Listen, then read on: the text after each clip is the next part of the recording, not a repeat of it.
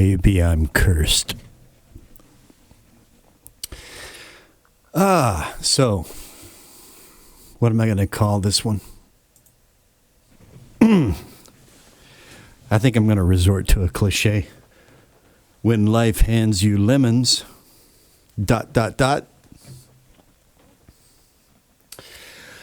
I am Lean Bear. This is my cave, my studio. Formerly known as alcoholic audio engineer, but I got tired of calling myself that.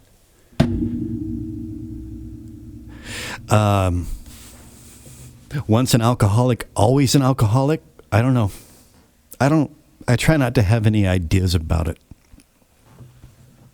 I'm 53 years old. I started drinking heavily in university. So, well over 30 years. Booze hound. And at the age of 52, last May, I think it was May, yeah, I injured myself for the last time. When I went into the hospital for surgery to get some pins in a broken finger, they had to postpone the surgery for a day because I entered the hospital in a hypertensive crisis. I think my blood pressure was something like 180 over 130. And they were really concerned. They couldn't believe that I didn't have a headache and faintness and dizziness and palpitations. I felt, pretty normal. At least that what normal was like back then. And they ran a bunch of tests, and I got a full diagnostic rundown. Luckily, the liver was okay, but I was in pretty rough shape, and they let me know that, look, if you keep carrying on like this, you're not going to be around much longer. Right? So I turned the corner, and I got through the long, lonely, insomniac three-ring circus in the head nights by focusing on my art, which I neglected for many long years because I couldn't be a drunk and an artist at the same time anymore. There comes a point where they're just not compatible anymore. They become mutually exclusive, and so I've had I had a couple of interactions and comments today with look like guys my age who need to give it up but can't. And I said, hey, come over to my channel. The email is in the channel description.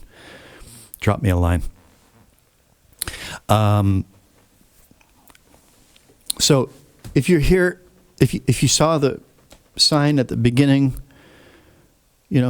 quit drinking, start creating. It doesn't matter if you're talented or not. It really doesn't. There's lots of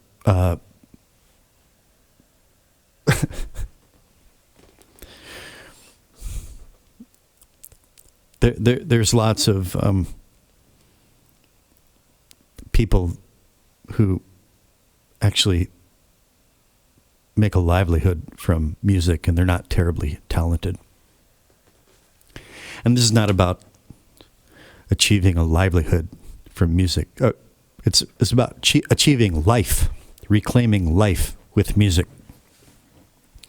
And I am not, okay, my talent is in songwriting and especially lyrics.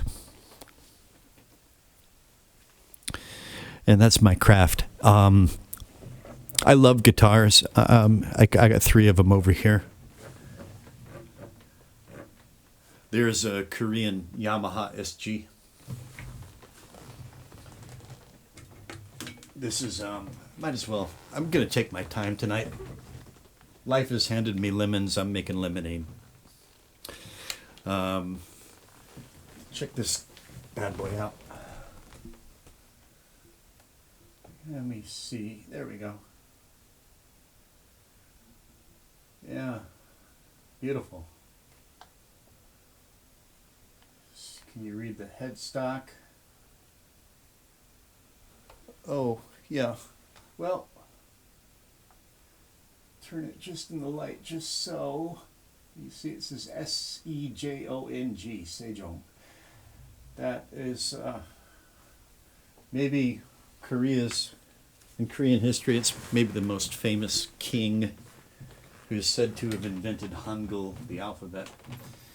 And the fretboard inlay is nacre or mother of pearl, and that's traditional Korean furniture. It's a piece of furniture, that guitar. The style of guitar is called a Yamaha SG, but it was made by an old Korean grandpa. That was the last one he made before retiring. At least that's the lady who sold it to me, I think, was his daughter. And that's what she said. Who knows? And this right here is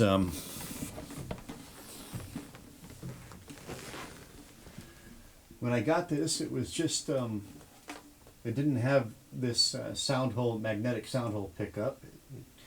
It did not have the preamp or the piezo transducer pickup. Transducer, is that right? Piezo pickup under the saddle. This is a switch to, there's the sound hole pickup, that's the saddle pickup, and in between is both of them, blend knobs and an EQ for the piezo pickup, and a dry output. The dry output is only the piezo, and then the other output. So if I play a live show, I can send the dry output to the PA, and I can run the combined signal into pedal board amp. And it's got this cool sound hole. It's I saw this hanging in a guitar window probably 10 years ago, just before my birthday, and fell in love with it. I thought, it's a bear. Actually, that's a dog's paw print, not a bear. A bear print would have not 4 toes, but 5. So it's actually a dog, but I still think of it as a bear. A lean bear. Lean. That's my spirit animal, is the bear. I am lean bear. I am a lean bear, and I am lean bear.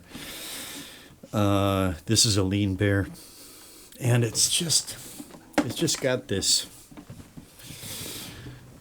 I don't know, it's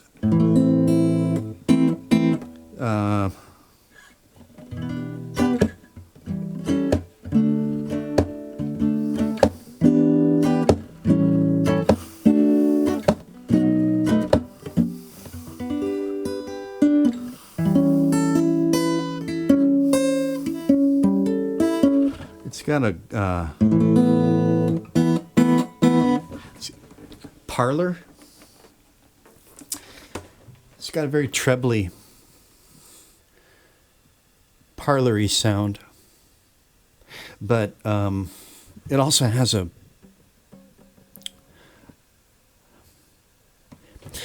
growl. It has a growl in it that you can feel in your body when you play it. and I fell in love with it. I had to have it. Yeah, I'm going to ramble a little bit tonight. I'm going to pretend this is a live stream. I can't figure out how to get a live stream off the ground. I probably wouldn't get any viewers anyway, but yeah, so that's one. It's called the Carlos, also made by just some Korean man. The Yamaha SG was made by an old grandpa in a city called Uijeongbu, north of Seoul. And west of Seoul, the Carlos Lean Bear guitar was made by a man in a city called Bucheon, west of Seoul. And then back in the background there is the National Resoelectric, made in San Luis Obispo, California. It's a resonator. Oh, and right now, I haven't played this thing. I'm really out of practice with it. This is a guitar that's meant to be played with a slide. Okay, and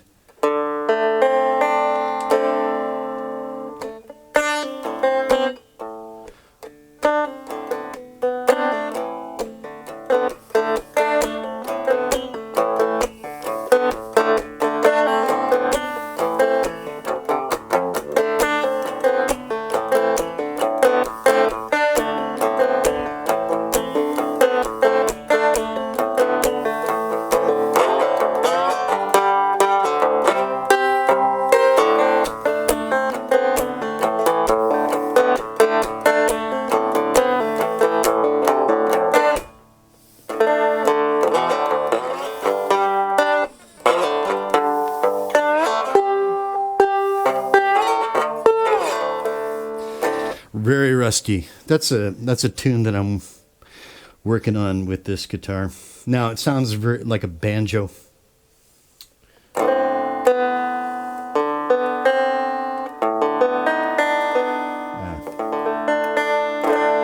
This tuning is it's D-A-D-A-C-D, which would make it either let me see. D-A-D-A-C-D. That would make it A sus4.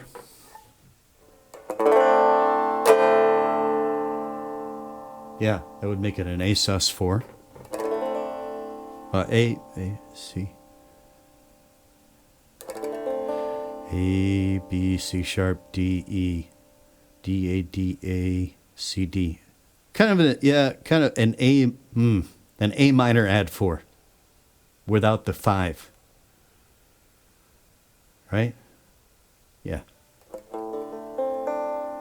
Or look at it from a D perspective. That would be like a D7.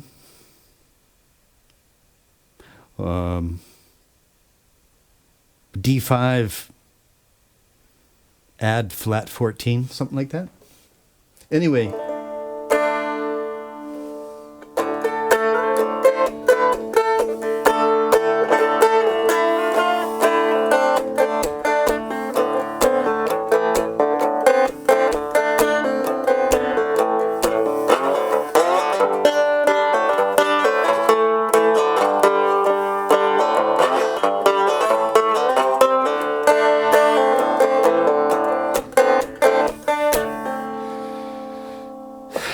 quite loud. So as you see, it's a resonator. It's National. If you don't know about National guitars, they've got quite the history. So this is a hybrid. The classic National resophonic resonator was a big steel body, usually big steel body, aluminum cone. So in a natural acoustic speaker with I think it's a maple biscuit bridge or saddle, a modded, really hot P90 in the neck position, and a Highlander piezo right here, and your switch and your blends. It's a real monster. It's a beast when you plug it in, man. So I also have another acoustic, also made by a Korean luthier in the Hongdae district of Seoul. Seoul. You might have heard of Hongdae. Yeah, Gangnam is not the only hot spot in Seoul. And yeah, this is my studio. This is my... You can't see too well from up there, but M-Audio black box, a very old audio interface, which allows me to connect these electric guitars to the computer and the recording software, the digital audio workstation, the DAW, and some small guitar pedal board over here, and the remnants of what was once a pretty geeked out pedal board. 5 pedals remain. A pretty unusual Class D switching amplifier over there. Acoustic Image Claris 2R. Designed for acoustic instruments, but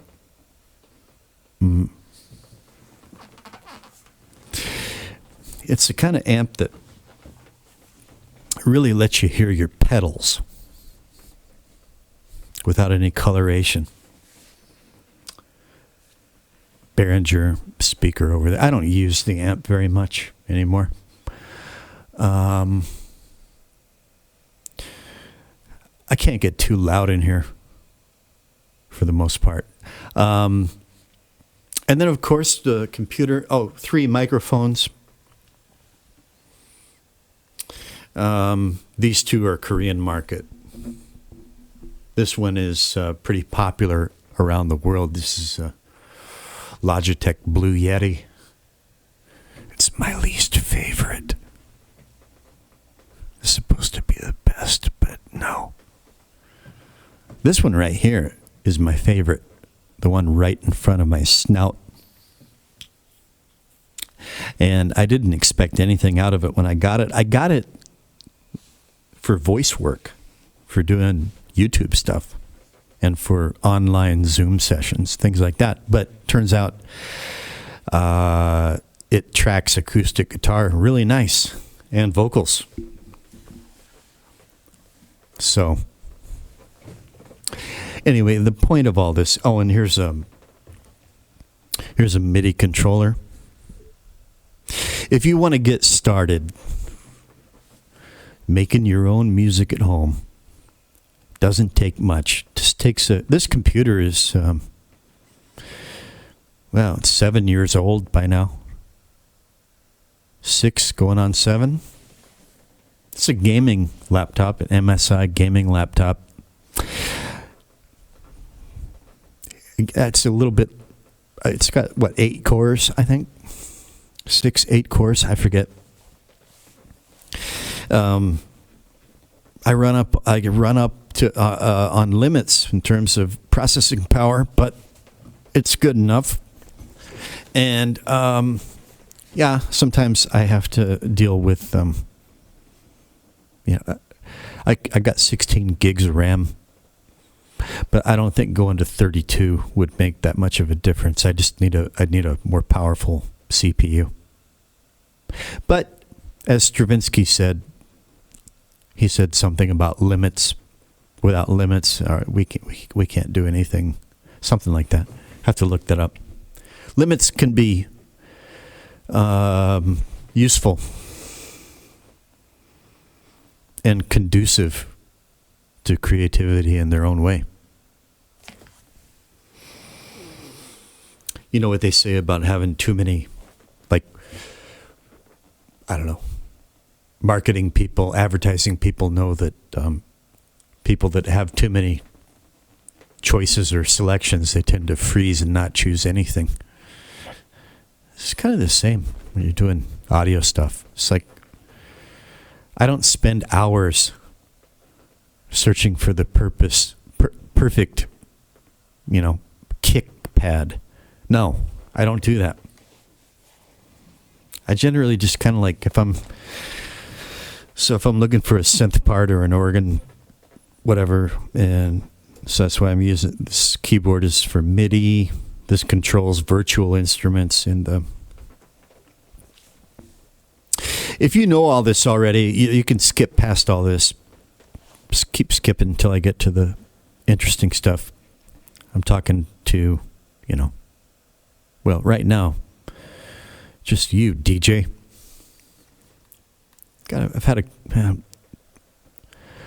one guy is going through a divorce, and the other guy, his wife died a few weeks ago. They're not really hanging out watching right now, but maybe you are. DJ, I apologize. This is just something I didn't want to do YouTube, but I decided to give it a shot, thinking I might help someone who needs this. Anyway, here is. All right, so you can get into this if you have a halfway decent computer, decent and recent, and one USB microphone. If you can just play basic cowboy chords on a guitar, that's good enough. Anybody can monkey around on a keyboard and figure it out. You don't need lessons. Just play it by ear. You can do that. MIDI controller keyboard doesn't cost. This stuff doesn't cost that much. Yeah. This is a Nectar Impact LX61. I think I paid, and I overpay for stuff like this that in South Korea, which is where I am. I think I paid US like $160 for it. That was like 4 or 5 years ago. And it's everything that I could possibly need. So you can get into this, and I can't sing. Well, Bob Dylan couldn't sing. I mean, he can, but he can't. Lou Reed, give me a break. Didn't stop Lou Reed. Terrible singer. Awful. Didn't stop him. I'm not a very good singer. And I'm like half deaf in my left ear. Doesn't stop me. And I'm not a particularly good guitar player. But I do it. And when I committed myself to this, I had to make a choice. And I took that vampire and I tossed his bags out the front door. And when he wouldn't go away, I took him outside the driveway and I curb stomped him. So that was the video for my song Maybe I'm Cursed, and it's a remix, but it's not. So I'll show you. Let me see. Right. So if I go to my channel, here's my channel. Oh, I have to minimize Studio Cam here. Hang on. So there's my channel. And there's my face. And this is the kind of featured track that comes up. And it got 1,985 views before the algorithm, the almighty malgorithm said, hey, wait a minute, this guy isn't supposed to be getting views, and then put a stop to it.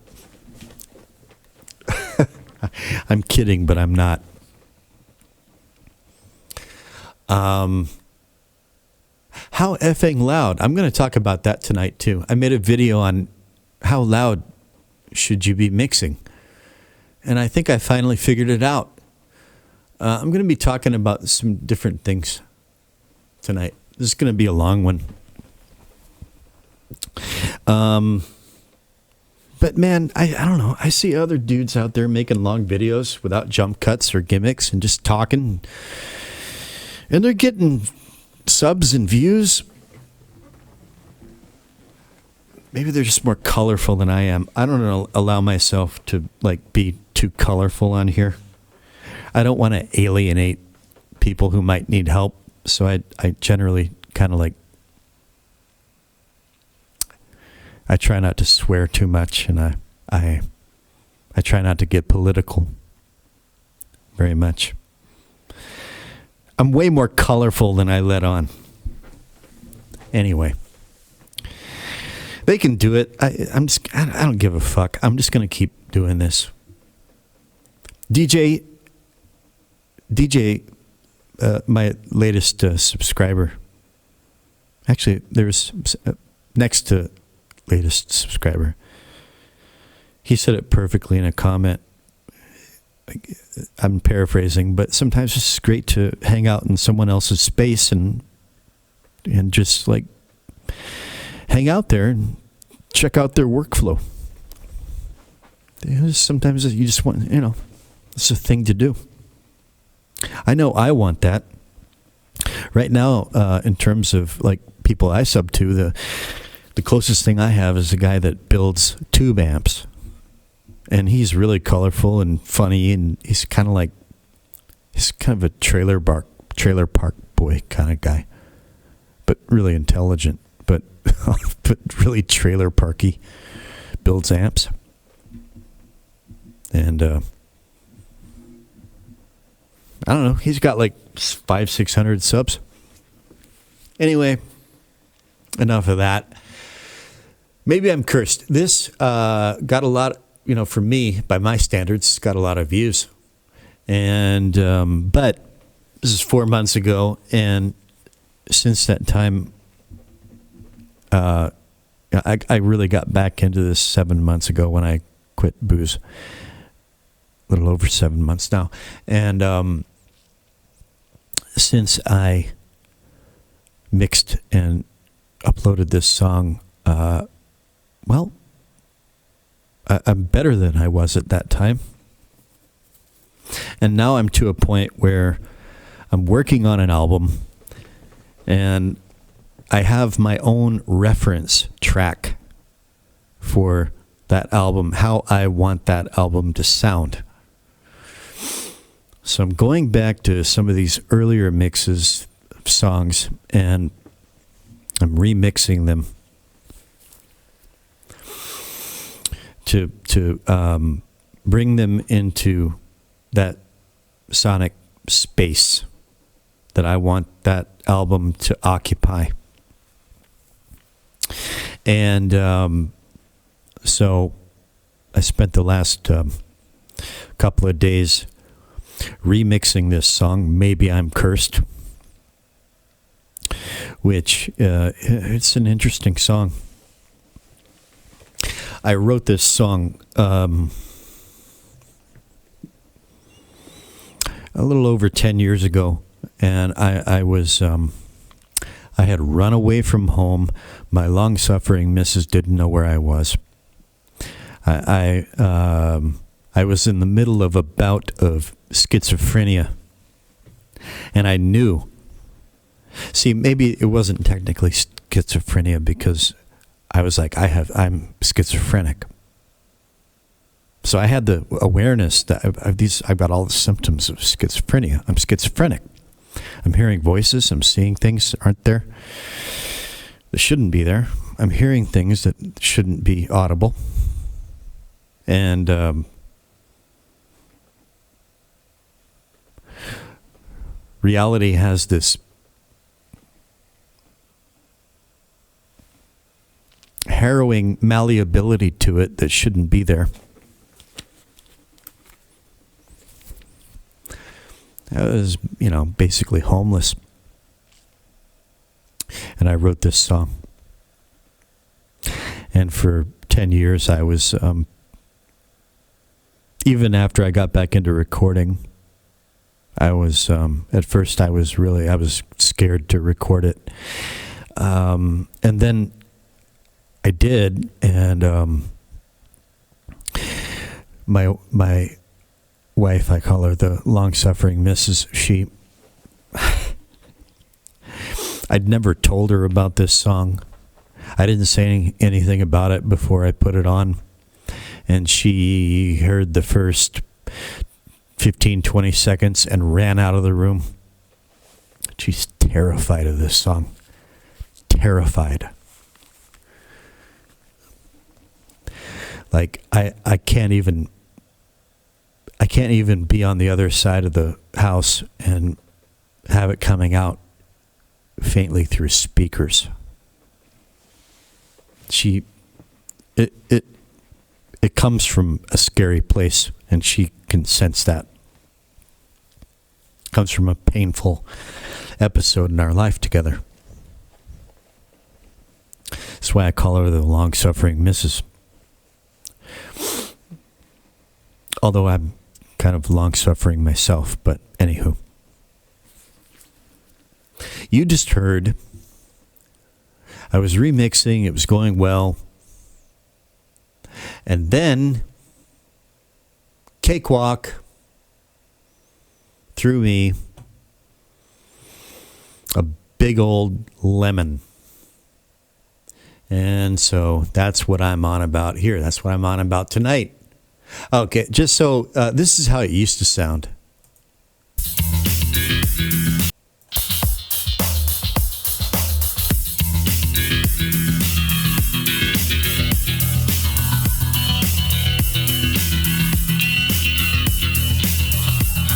All right, and here's how it sounds now.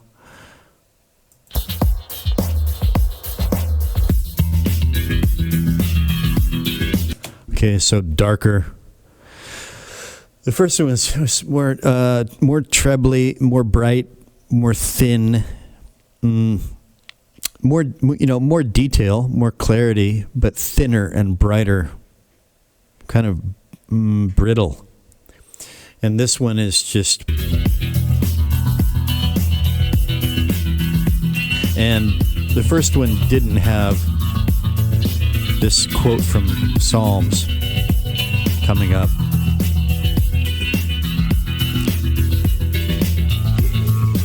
Though I walk through the valley of the shadow of death, and it didn't have the also the outro, that maybe I'm cursed in the outro section. And then I don't know if you heard what it was I was singing here. Though I walk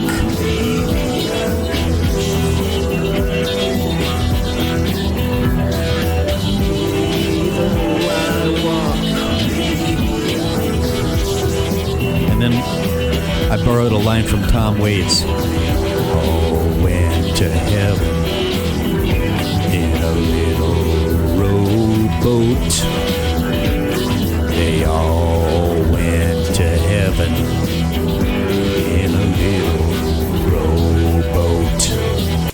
They all went to heaven in a little rowboat. That's the last line of the song Clap Hands off of the album Rain Dogs, 1982. Tom Waits' most inventive period. I'm a big Waits guy. And that line just seemed so appropriate. And, it was the first time I put the new mix into the video. It works great. But it's not done yet. It's not done. The rhythm guitar is too bright and kind of, I don't know. It's got some mid-range frequencies, bright mid-range, high mid-range frequencies that are annoying me, that need to be darkened and reined in. And God, was this one missing the bass line? I'm not sure. I think the bass line might be missing. Let's go back to the beginning.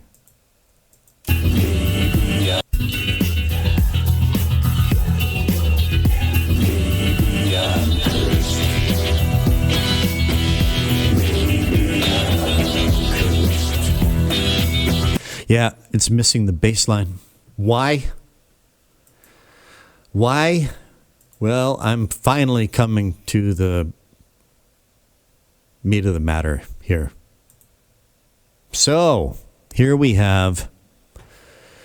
Okay, so I don't know if this is just Cakewalk or this kind of shit happens in other... In case you don't know, this is a digital audio workstation, or DAW for short, D-A-W, DAW. This is called Cakewalk by BandLab. I use it because it's free. I also use it because it's really, generally, pretty fucking good. Like, it's fully featured. It's intuitive. It's easy to learn. And people shit over it all the time. Shit on it, all over it, all the time. But, you know, on YouTube... But I think we all saw in the first 3 years of this decade what morons most people are.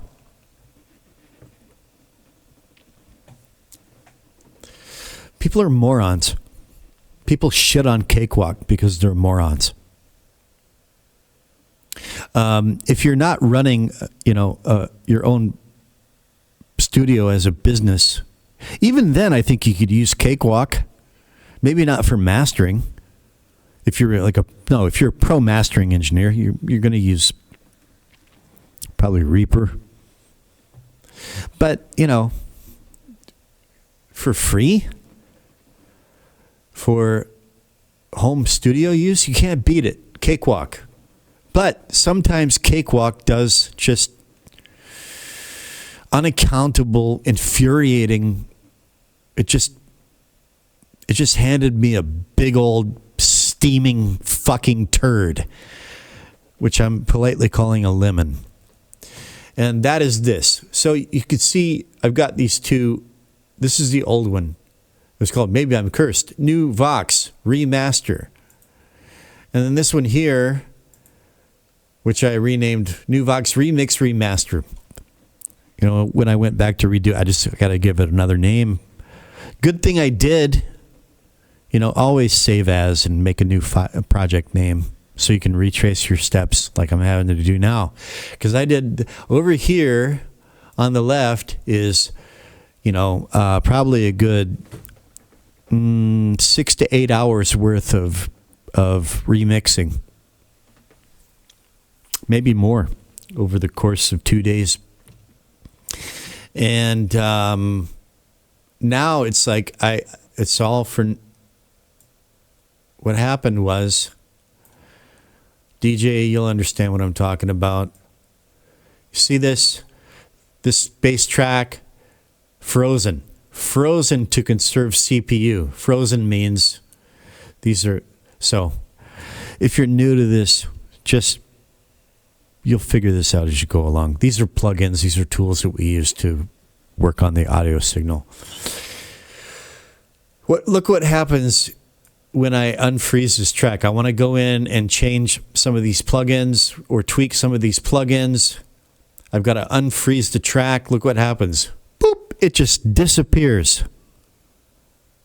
Just disappears. There's nothing there anymore. Whoops. Undo. Okay, and the same with all the other tracks that have been frozen. And if you listen to the bass line now, soloed. So soloed, here's the bass line. Here's our bass line.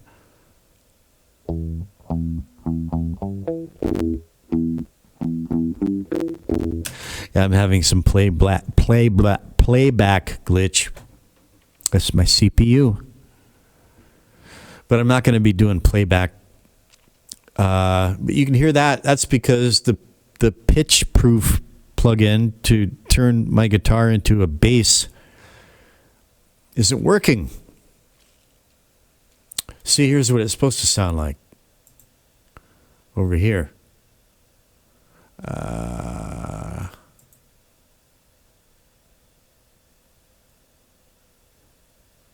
Hello? Yeah.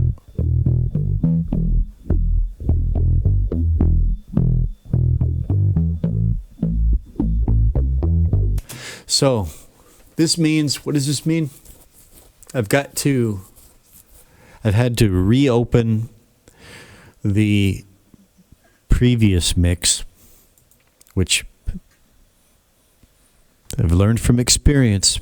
I didn't overwrite it. I didn't save over it. I made my first few initial changes and then saved as under a new name. But now here's what I have to do. I've got to go through it track by track. First, I have to go through. I've got to go through his console view. I got to go through my levels. And so here's the new mix. I got to re-level everything with these levels. And then I've got to go through my pro channels. Go through the pro channels for every track. Okay, and look at what I did on the left and apply those changes to the right.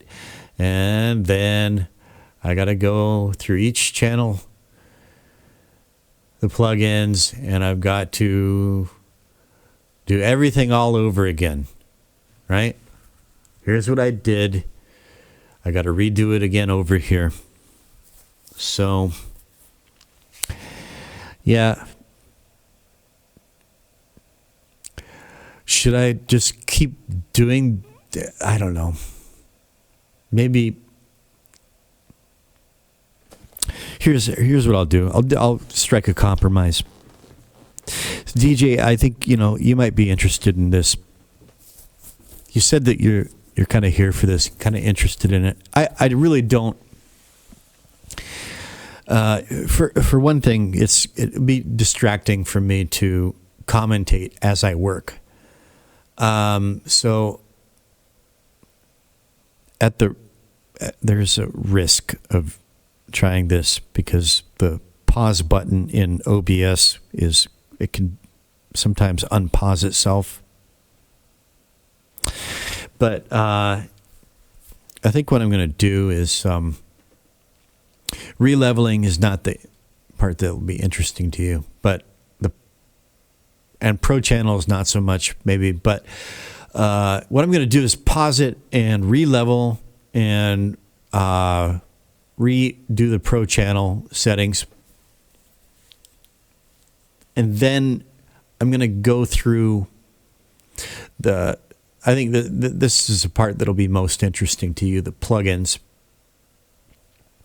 and I'll kind of, for each channel, I'll go through the plugins that I had in the old mix and the plugins that I have in the new mix, which ones I took out, which ones I put in. I think you might find some interest in that. Okay? So I'll go ahead and pause it, do my re-leveling, and be back in a flash. By the way, it occurred to me as I was re-leveling here, I mentioned having something to say about to what volume should we be mixing. There's a lot of people that say mix to -3 dBFU, dBFS. Is that right? And I used to think that's why. If you can go up to 0, why not just mix up to 0? And then they're like, well, because when you upload to Spotify or other, then they've got standards, and they're just going to crank it. They're going to, it's going to get squashed and mangled, and they're going to turn it down. And so it's good practice to, just mix to -3. But I don't know. I studied it out for a while, and I saw conflicting opinions, but now I find myself mixing to -2.5, -3. And the reason for that I discovered is that still haven't totally figured this out, but it just, the mixes sound better, clearer, and more musical.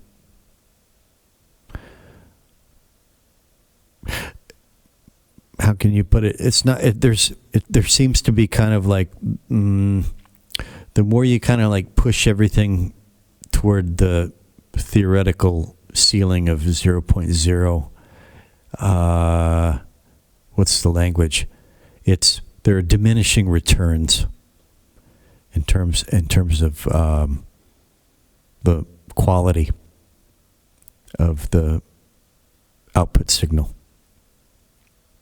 I'm getting better mixes, just more pleasing to the ear.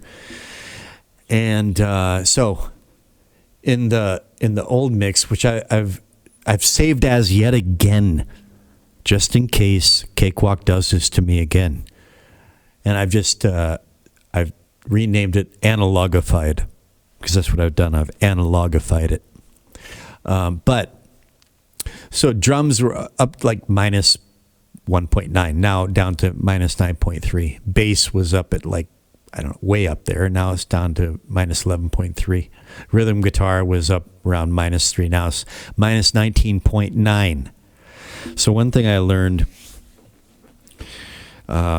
is when leveling, just to turn everything way down, way down, way down.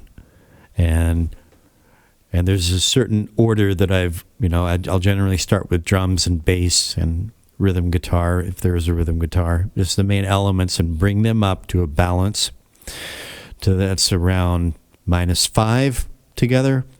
And then I'll start bringing up the other elements and balancing them until, peaking around, and the meter is set to RMS peaking, but around 2.5, 3. Minus 2.5, minus 3. And it's so much better. Anyway, so back to releveling, and we'll get on to the interesting stuff. All right, getting near the end of releveling, and I thought I might as well stick this in just for anybody who might be new to this. Releveling, adjusting the volumes of the individual tracks, right? So over here on the left is the new mix. Over here on the right is the old mix. I'm applying the changes of the new mix to the old mix, taking these levels, these new levels, and applying them to the old project file here. So I'm on to track 14 over here. I got solo, the first solo, second solo. I just was cheeky and I named them solo the first, solo the second. I don't do a lot of guitar solos. You see how over here on the left, on the new mix, I've got, for example, solo, the second solo at minus 33.7.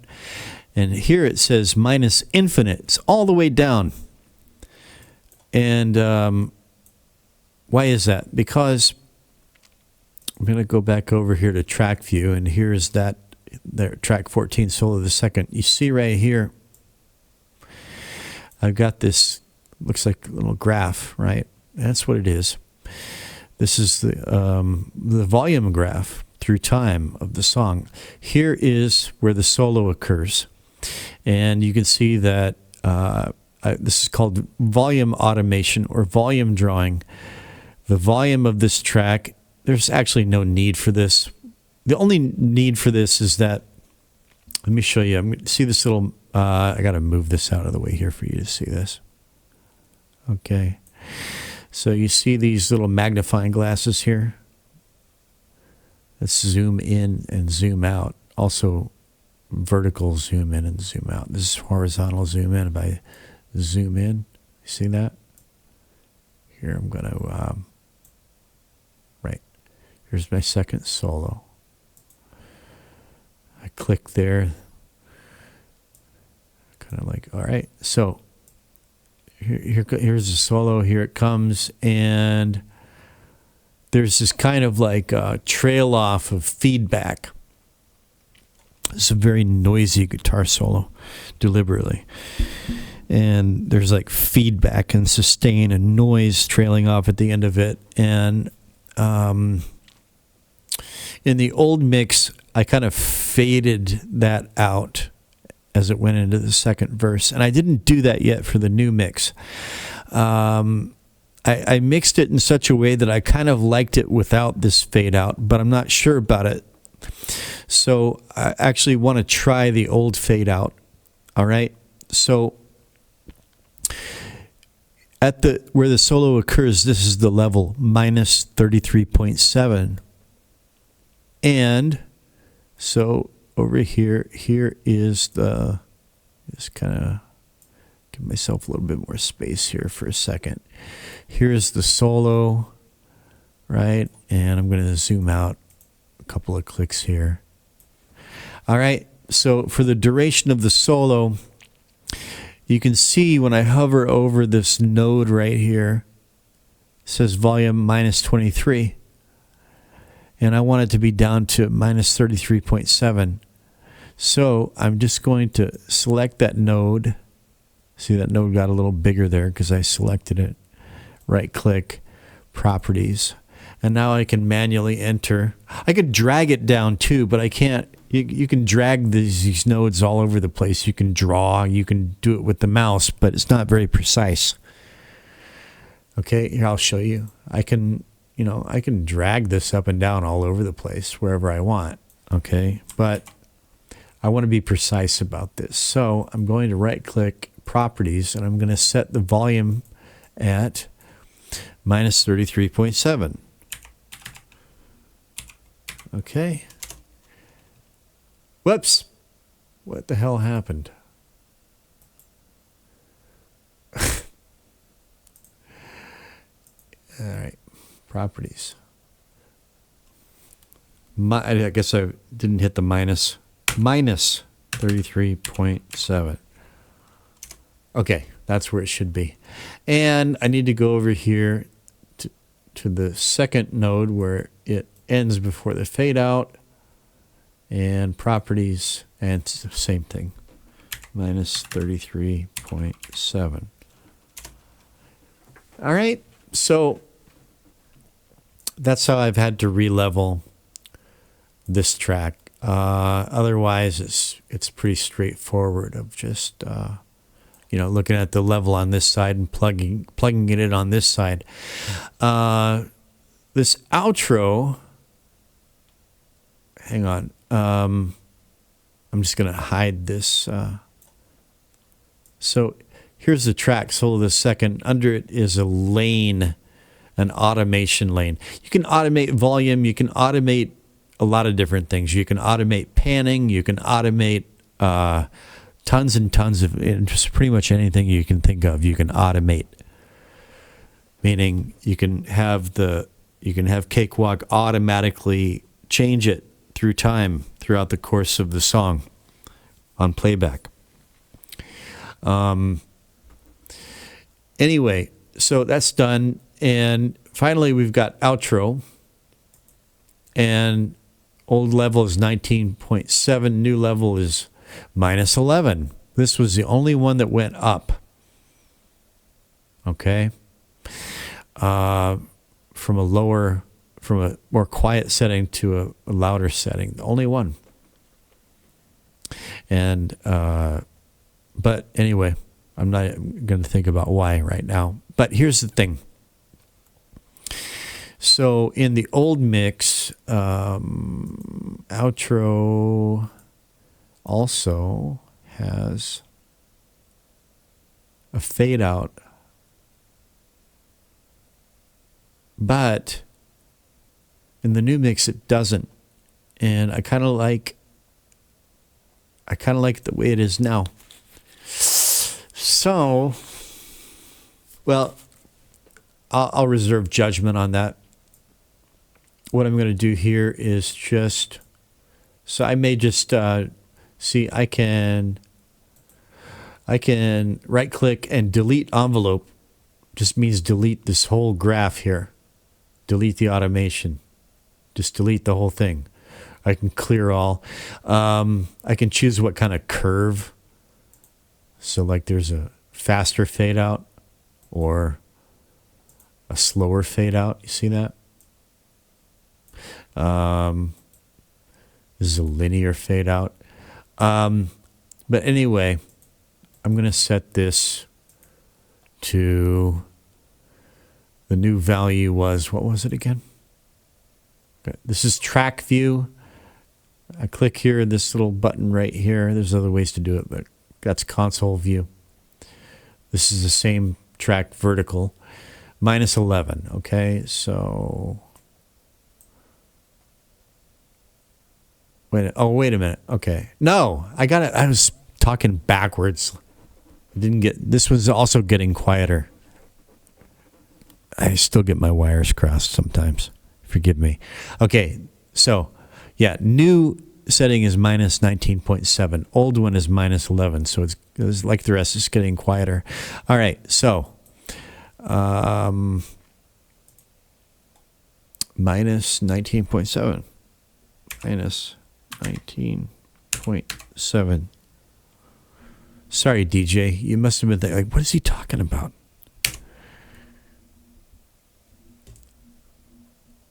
Right? Minus 19.7. Boom. There it is. Okay. Okay. You can see as I click along the curve, this number gets lower. Minus 35.3. Minus 46. You see how that works? All right. So that completes releveling. And there's one more thing I got to do here, which is I added a new vocal track to the new mix. And I need to insert that. Again, this is the new mix, the new file that got corrupted. I can't work with it anymore. This is the old file, the old mix. And there's a track in here that I added that's not in here. So I might as well include this in case, anyone is just checking this out, and it's, why not? So I'm going to go into track view with both of these. And now I'm going to do something. I'm going to use a keyboard shortcut, Shift F. That just brings all the project into one window, one view. You can see here I've got 16 tracks, and here I've got 15 tracks. I need to have 16 tracks here. So first thing I need to do, see here is I've got rhythm guitar track 3, rhythm guitar track 3, track 4, main vocal, under vocal 1, under vocal 2, under vocal. Where's main vocal? That's the new one. Okay, and I don't think I can just drag the whole thing over. Maybe, well, I've never tried this before. I can drag this up and down in the order. Hang on, that's another thing I need to do. Vocal, psalm. Backing vocal. Psalm. Yeah. All right.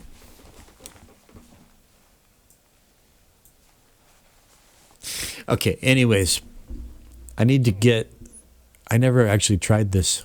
It's not going to work, but could I possibly drag, you can't drag a whole channel. You can maybe drag other things like, hang on a second. So there's some basic skills to be learned in this process, although I'm kind of figuring it out as I go. But first thing is I want to add a new track. I want to add a new channel. See this plus add track? And I can choose audio. This is going to be an audio track. Audio is what you use when anything you record through a microphone or a USB audio interface, like from a guitar, is going to be audio. Instrument, that means like software instruments, VST instruments, MIDI, stuff like that. Stuff I play with this keyboard. There are no sounds in this keyboard. Okay? There's no sound inside the keyboard. This just controls instruments that are software instruments in the computer. This is just a controller. This plays anything that I connect it to in the computer. I can play orchestras with this thing. I can play synths. I can play organs. I can play, farts, jingle bells, whatever. Sound effects, thunder, lightning, football stadium crowds, whatever. Animal noises. Okay, so I want an audio track. Create. And it comes in here at the bottom. 16. Track 16. I'm going to rename it main vocal. Click, click. Type main vocal. Enter. And I'm going to drag it up. See where the double arrows are here? Double up, one up, down arrow. And I click, left click, and drag. I want it right there, between rhythm guitar and under vocal 1. And there's nothing in it. Okay? There's no waveform in there. There's no sound file in there. There's no content. Over here there is. All right? So right now what I'm going to do is I'm going to go over here, and there might be a short way to do this. I'm just going to go ahead and make this bigger for now. This is my main vocal track. As you can see, it's in pieces because, between lines, there are spaces where you're still mouth is close to the microphone and you're breathing, and there are just little sounds that you don't want. Cut those out. But now one thing I can do is I'm not going to end up doing it this way. There's a better way to do it. But here's one thing you can do. So left click and drag and select all these pieces here.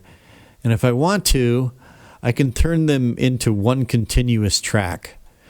And so I select them all, and then I right click on any one of them, any piece, right click, and bounce to clips. And what that does is it'll make one continuous piece that I could drag. All right. Now, theoretically, maybe I'm curious to see if this can be done. But let me just bring this back here. I wonder if I could drag this wave file from this project into this project. I've never tried it before. And this is not going to be the way I do it, because even if I succeed in dragging it over here, I'm going to have to nudge it around until I get it into just the right spot to where it's in time. And I don't want to squirrel around with that. I mean, it wouldn't be too hard, but first I'm just going to see, can I do that? So, let me see, I'm going to unsolo. All right, so there it is. It's called main vocal. And why is it doing this? It's being squirrely. There. Okay. Can I? Yes. Maybe. Oh yeah. Yes, I did. I dragged the whole thing over here. And now See, it's out of time. I can drag it, the intro lasts until about right here. The vocals come in about right here, right? Now,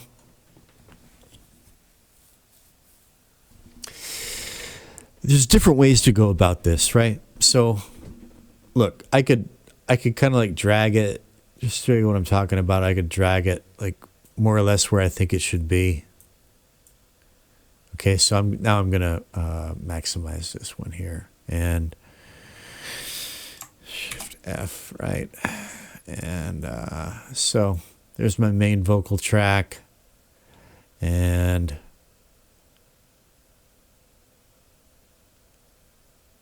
well, it's gonna start right around the same time as this one right here, right?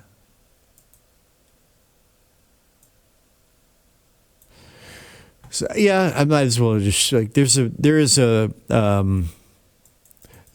kind of an easier way to do this that has more steps, but I might as well just focus on doing. I'll show you how to do both. All right.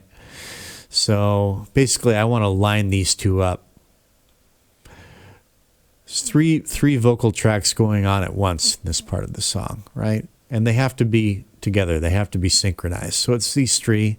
And as you can see over here, what I'm doing with the mouse, I'm just widening it, right? And they just have to line up right there. Okay. So, if it's a little bit off, I'm going to play it back, and even though I'm going to have some playback glitch, I should be able to tell. Maybe I'm cursed. Now, I re-leveled this, but it's way out of whack right now, okay? So, what I might as well do is just... Maybe I'm cursed. Maybe I'm cursed. Well, I got lucky. Maybe I'm cursed, but at the very worst, maybe I'm blessed. They're exactly lined up, right? But I could have gotten it a little bit wrong. Maybe I'm cursed. Or I could have gotten it a little... Maybe I'm cursed. Maybe. Right? But I got it right the first time. Maybe I'm cursed. Okay, so, good. There's another way to go about this, which in some cases it might not be so easy to synchronize things. This might be true. There are just a number of cases where you might want to do this a different way. And that would be... See, this is why I do long format, because my brain just doesn't... I don't know. To break this stuff down into lessons and chunks and a curriculum. I just can't. I don't know. I can't do it. You just kind of have to hang out and do an apprentice type thing and learn things on a need-to-know basis. Shift F. That problem is solved, but here's another way to go about it. So I'm going to minimize this again. And here's another way I could do it. I could export only this track. Only this track. I'm not going to go through the whole thing, but I'm just going to explain the procedure and show you how it's done. So let's say that I want to take only this track and I just want to drop it into another project, and it's just going to be synchronized right from the get-go. I don't have to drag it around. I don't have to adjust it. I know it's going to be synced. The way I would do that is that I would select this track by clicking track 4, select, boom, right? And I would make sure that this slider up here, this green slider, is from the very beginning. Okay? And and it goes at least to the end of the vocal part, right? Maybe a little further. So this green ruler thingy, span, that's how much is going to be exported. And it's going to export a wave file that is going to start here where there is no audio. This is just going to be in the exported file. This is just going to be blank file, but it's going to be file, kind of like this is blank, but it is file. And then I can just export it, and it starts from the start, and it comes in where it's supposed to come in, and then I export it. I know where it's exported and saved to. I go into the new project, and I import it and just plug it right in. And to do that, I would file, export, audio, and source category. I would choose tracks 4, and I would specify only this track, and I would make sure that file type is wave. That's lossless audio at 48,000 hertz. Sample rate. Oh, bit depth is 16.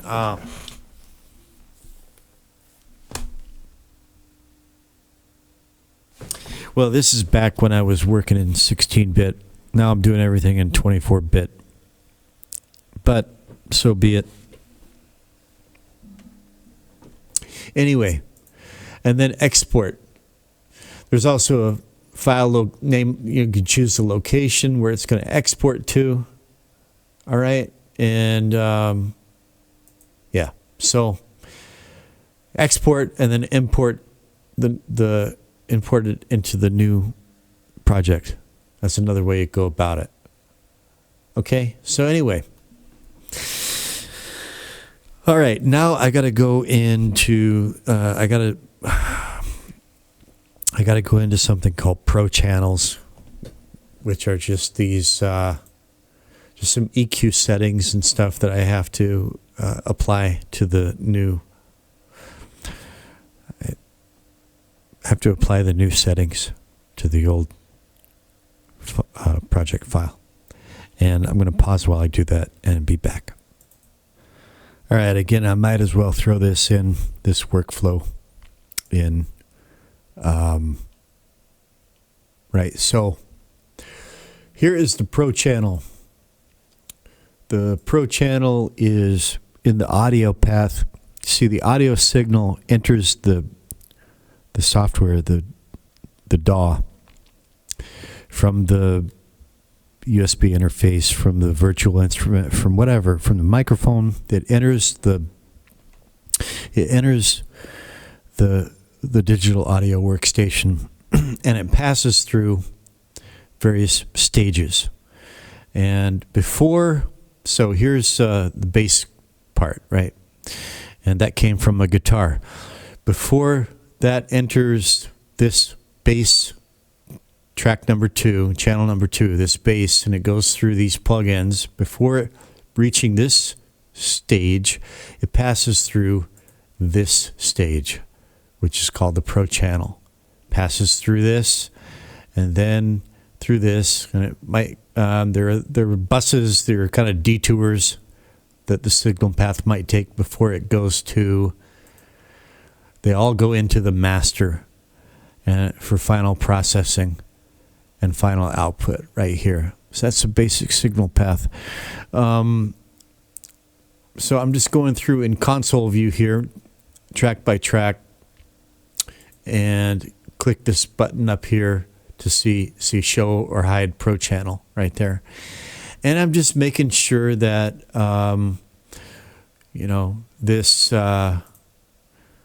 this old one, I'm bringing this old project file up to date with this. So bass, I didn't change anything.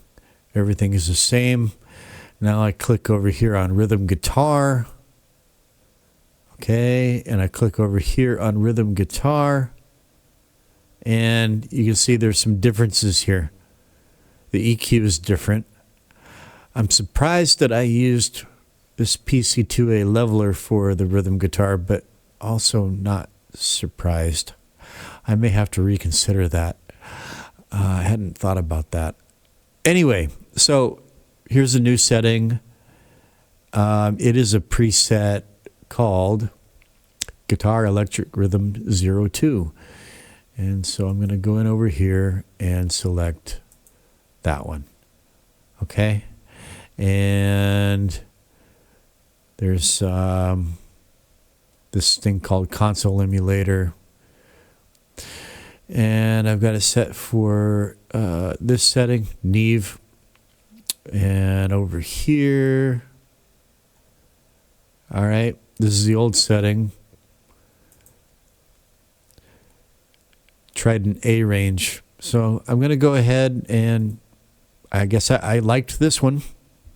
Although there is a guitar setting here, but this is the one I chose. So I'm not going to second guess what I did at this point. I'm just going through track by track. There's main vocal.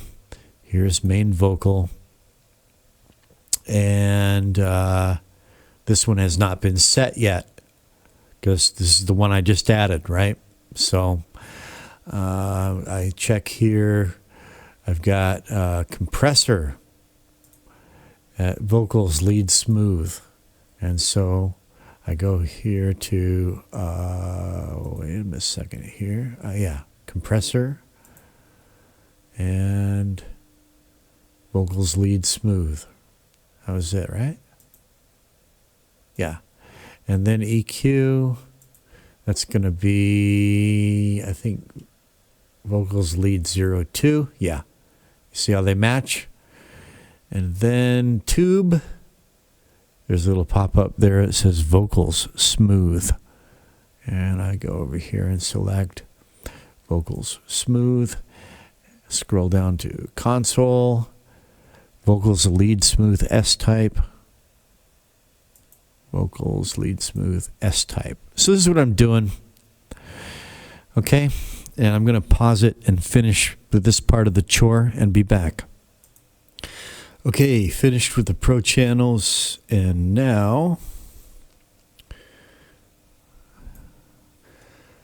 we're going to talk about buses. These are sends right here. As I explained, the signal enters the DAW, passes through the Pro channel, and then passes through the track, each individual track. Okay, so here's the outro Pro channel, and then it passes into the outro track, and then at this point there's a send, which means it gets sent on a detour through something called a bus. And in that bus is a plug-in, a stereoizer plug-in, a spatializer plug-in. The name of the bus is wider.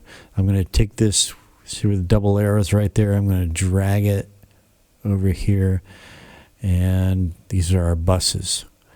Now this is the new mix, and here's the bus called wider, and it's got a plug-in from Air Windows called Seriously 2 to make the stereo widening more extreme. Okay, so stereo widener. So over here in the old project file, I only had the master and wider, but I've got two new buses, solo verbs, reverbs. Verbs is short for reverbs. It's for the two solos. I got them passing through a reverb, tone booster reverb, and then a plugin called Tone Booster Easy Q, along with a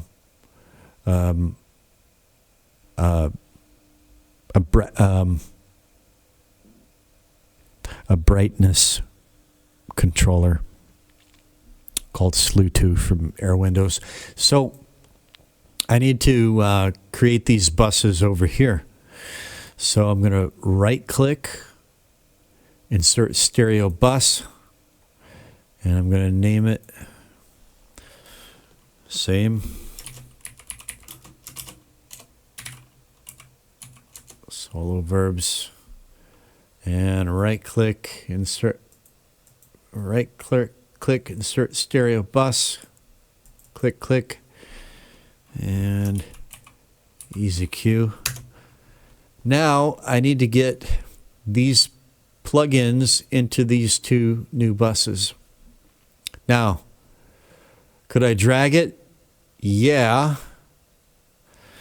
This is something I've never done. So I could drag it over here, but and copied it. Excellent. Okay, well, that answers that. Just simply drag it over and there it is. All right. Cakewalk just did me a solid. Okay. Now, there's also, so I need to go back through and to my sends. I'm going to tuck this away again. Tuck this away again. Now I'm looking at my channels again. And these are all my sends right here. All right. This is the old project file. You don't see all these sends here. So, and there's a level, you can control the level to which you want that signal processed by the bus. All right. So I've got to make sure that those levels are right. None. I can just do away with that. Delete send. Okay. All right. So here we go. Starting from the beginning. So let's get these on the same level here. Roughly. All right. Wider. Wider. Okay. Bass, nothing. Bass, nothing. So track 3, rhythm guitar, we got wider, wider. I want also, because I changed some of these send levels. This one is at 0.0, 0.0, okay. But now I've got this easy cue send on rhythm guitar. And so I'm going to click the little plus button, my sends, easy cue. There it is. And 0.0, 0.0. Good. Track 5, under vocal 1. Hang on. Main vocal, under vocal 1, track 5. Under vocal 1, track 5. Oh, no sends. Okay, so I need to see easy cue. Okay, yeah. All right. Well, I'm not going to go through this whole thing, but just want to show you how this is done. So track 5, it's got an easy cue send at level minus 5.0. Under vocal 1, easy cue. And I can turn the knob until it's like where I can just double click it and manually enter it. Minus 5.0, enter. Okay, so now I just have to make sure that these all match up. All right, and pause it, be back. All right, DJ, if you're still with me, now for the fun part. This is going to be actually pleasant because I realized that I could just drag plugins. Just drag them over. Easy peasy. I don't have to reload them and reset them one by one. And that is a pleasant development indeed. So I got rid of a lot of plugins. This mix is a bit more streamlined in terms of plug. You see here that the sends are all identical now.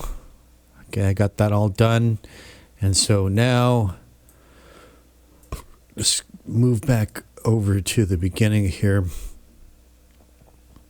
Drums and trem. So yeah, I'm going to have to, let me see, this is frozen. I'm going to have to unfreeze these tracks. Hopefully, Cakewalk doesn't pull this same nonsense on me again, but there, you can see it's frozen. I'm going to unfreeze it and pop back into console view. There it is, it's unfrozen. And you see, now in this case, I've got more plugins on this track, but see, how am I going to do this? Well,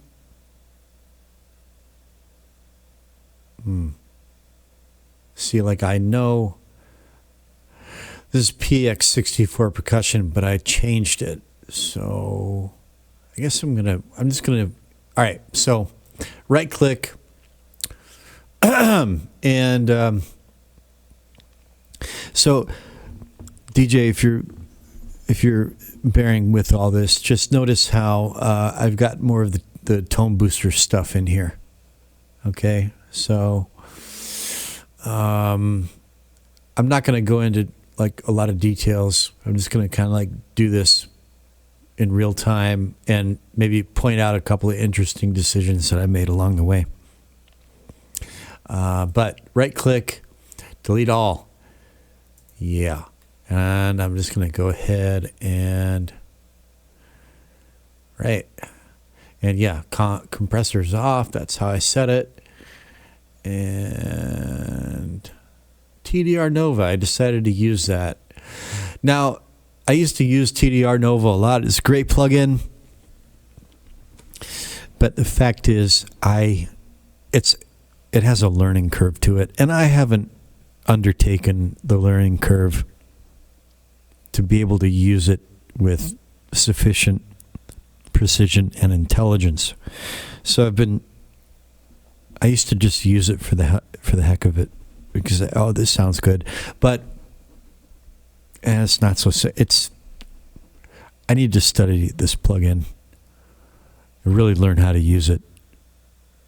But I decided to keep it on the drum track. It was. I think in this case, I used it the way it was intended to be used. And it's doing something positive. So, all right. Then we got our tone boosters, compression. Modern. It says no preset, but it is on a preset. It's on a drum preset. Drum bus compressor. Okay. And I did tweak it. Modern punch. I don't know why it says no preset. So Tone Boosters does that for some reason. It is on a drum preset. I did tweak it a bit. And so there's that. And then we've got a couple instances of Finisher Micro. And this is one that is only engaged in the first 4 bars. 2 bars, I think. And then this one, chorus. Why do I have chorus on drums? Because it's a drum track. It's a drum loop from the M Audio black box, and I played guitar along to that drum loop. So the guitar and the drums are fused in one track, and so the chorus is for the guitar part in there. Anyway, our Tone Boosters Easy Q set there. Love the Easy Q, man. Can't say enough about it. And then my Ferric This is one of my Desert Island plugins right here still. I stand by it. All right, so let's go on and unfreeze space. I wonder if I can undo unfreeze still. Nope. So I'm going to have to refreeze these things before I do any playback. I'm going to need to refreeze. I'm going to pause and refreeze. All right. So unfreezing the bass track. Actually, there's no need for that because I didn't change anything. I liked the bass just as it was. I didn't change it. So on to the rhythm guitar track, which I changed quite a bit. Right.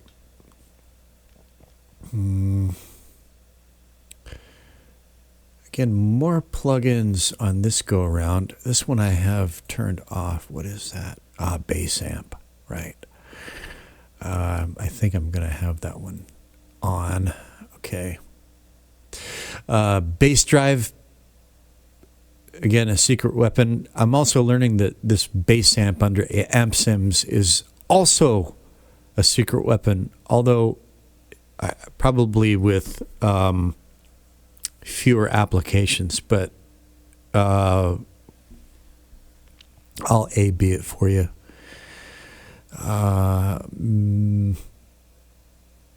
Maybe momentarily, but let me just go ahead and again, so what did I have here? I had all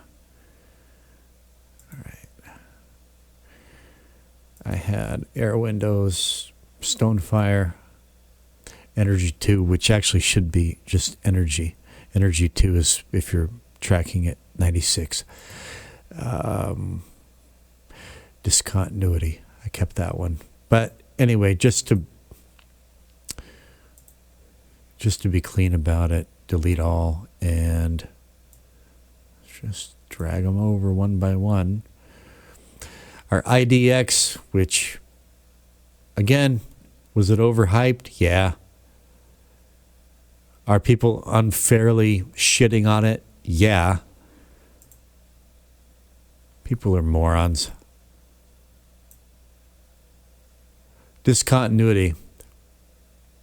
You said you commented that you're checking out these tools. Awesome. I really recommend you look into this one, discontinuity. Chris says this might be the most important subtle sound effect I've ever done. Yeah. It's amazing. It's amazing what it does. Subtle, but really, really cool. And then there's distance. That's another one to check out. Distance 3 includes discontinuity. Okay, so on to Stonefire, which I changed. I had a more extreme setting last time. And then Air Windows. Energy, not Energy 2, Energy, and different settings. I only ramped up these two bands. Now, Energy is interesting. Okay, it's a highly non-conventional EQ. EQ is technically not an EQ. It uses algorithms that are not normally used in audio. But it's really cool what it does. Check it out if you haven't already. And oh, by the way, Console X came out. That was Chris's Christmas present. Console X is done and available. I haven't downloaded it yet, but he finished it. Okay, and then we've got Air Windows bass amp. Let me just show you what that's bringing to the table here in a minute, if I don't have any playback issues. And then Tone Booster's Real Bus. All right.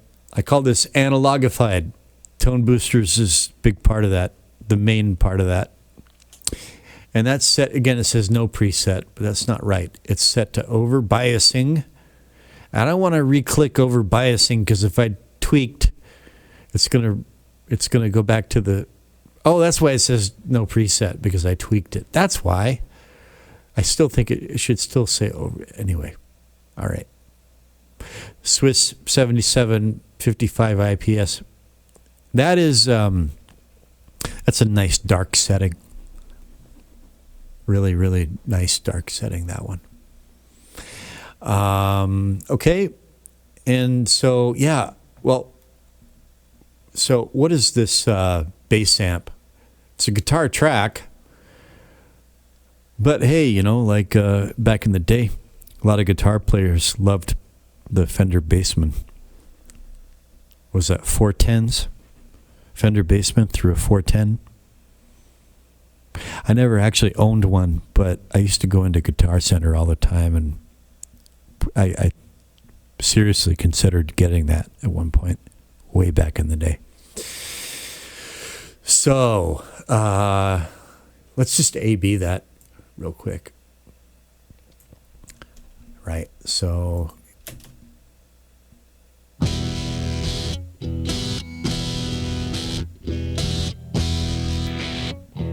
So there's with the bass amp bypassed. So again, I mentioned at the beginning that rhythm guitar part was, the upper mid range was just, it was grating me, and so I decided to try this. I tried several things. The EasyQ didn't do it for me.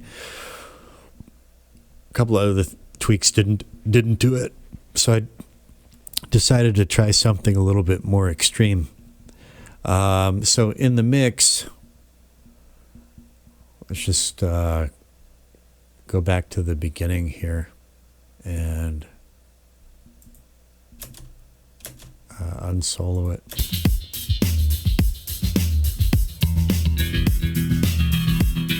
Yep, that's sounding the way it should so far.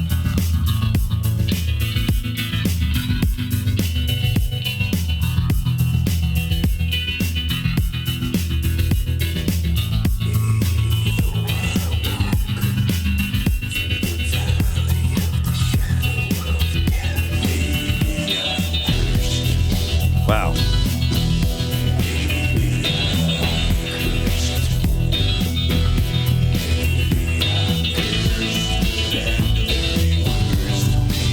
Yeah. Now you can hear that bass part. Now, I was worried about... Just tuck that in. I was worried about, with this bass amp sim on, I was worried about I might step on the bass line with that, but doesn't seem to be the case. I can hear that bass line quite nicely with it on again.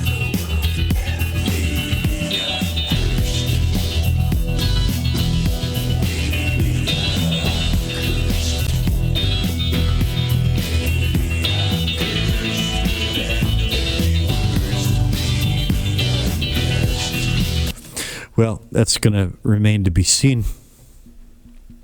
But I like it at this point so far. We'll see how it sounds after mix down, take it down to the car. Okay, so moving on to hello, console view. All right. And better save. Always save. Keep saving in Cakewalk. It doesn't have autosave. Yeah. Yeah, that's a real pain in the ass sometimes. Okay, so let's see. Main vocal.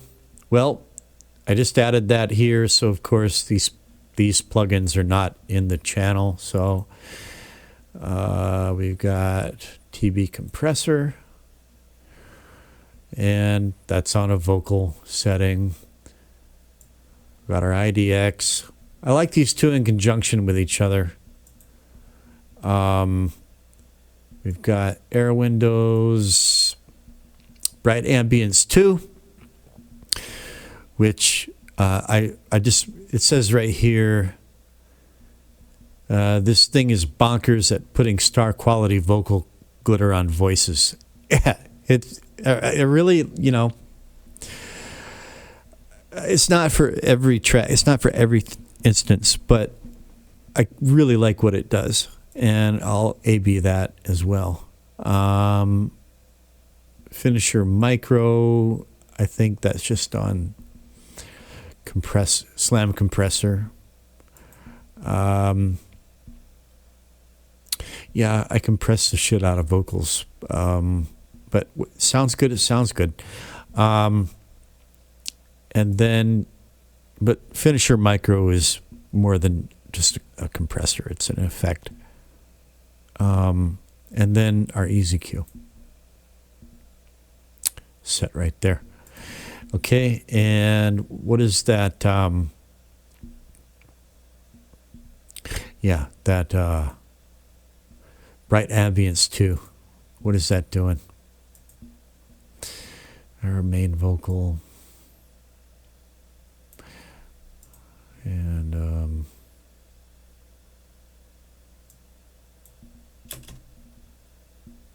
maybe I'm cursed. Maybe I'm cursed. So you can see what it does. Terrible voice. Well, it's really low.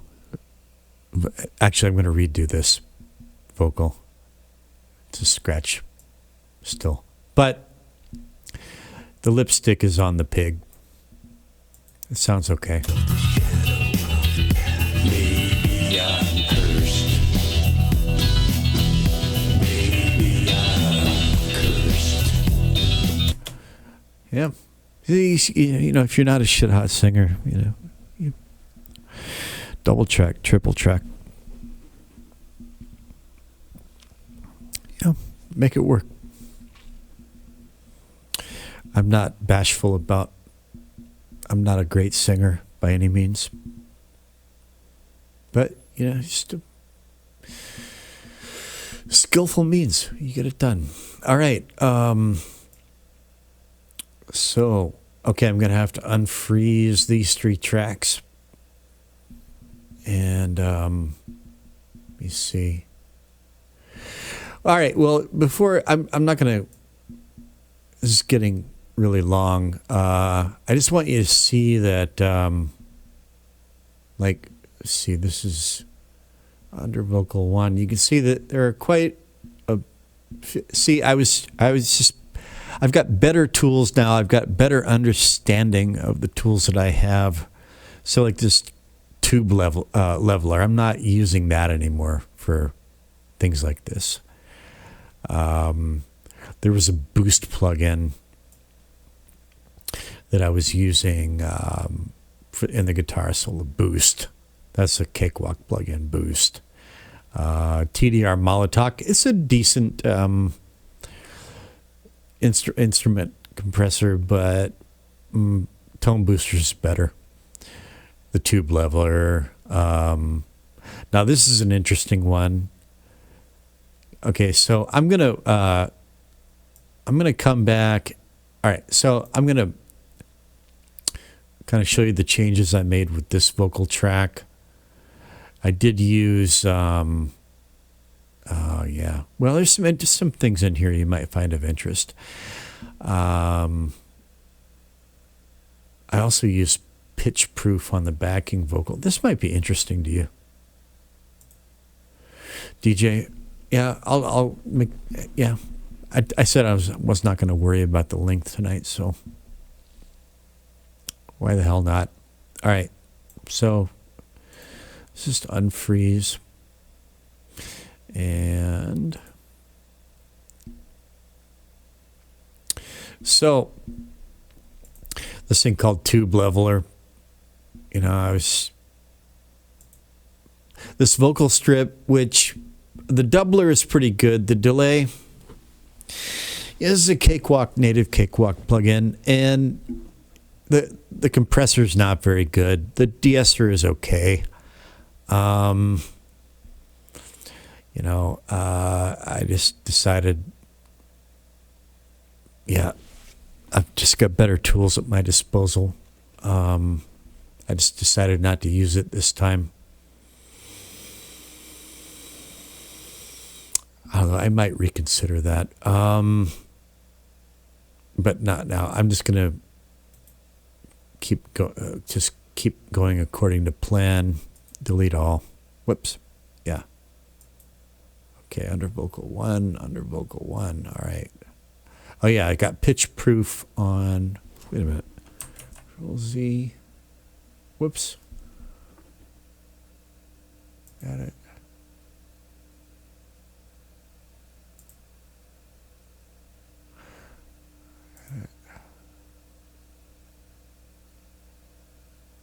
Okay. Let me see back here. I want to. Oh yeah, I got pitch proof on this under vocal 1 too. Okay, so delete all. Yes. And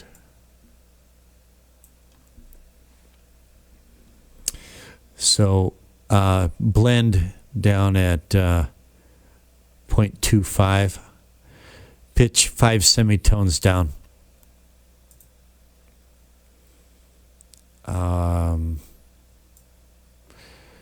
IDX, TB.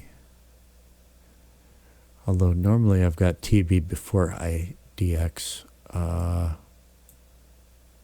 Right.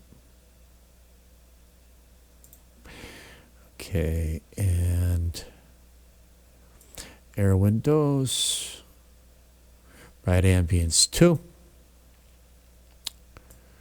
finisher micro,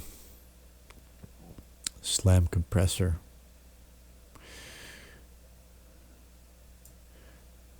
ferric.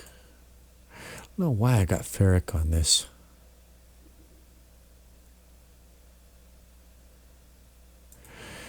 Might need to take that off, and then easy Q. All right, and gonna pause and refreeze. All right, under vocal 2, unfreeze.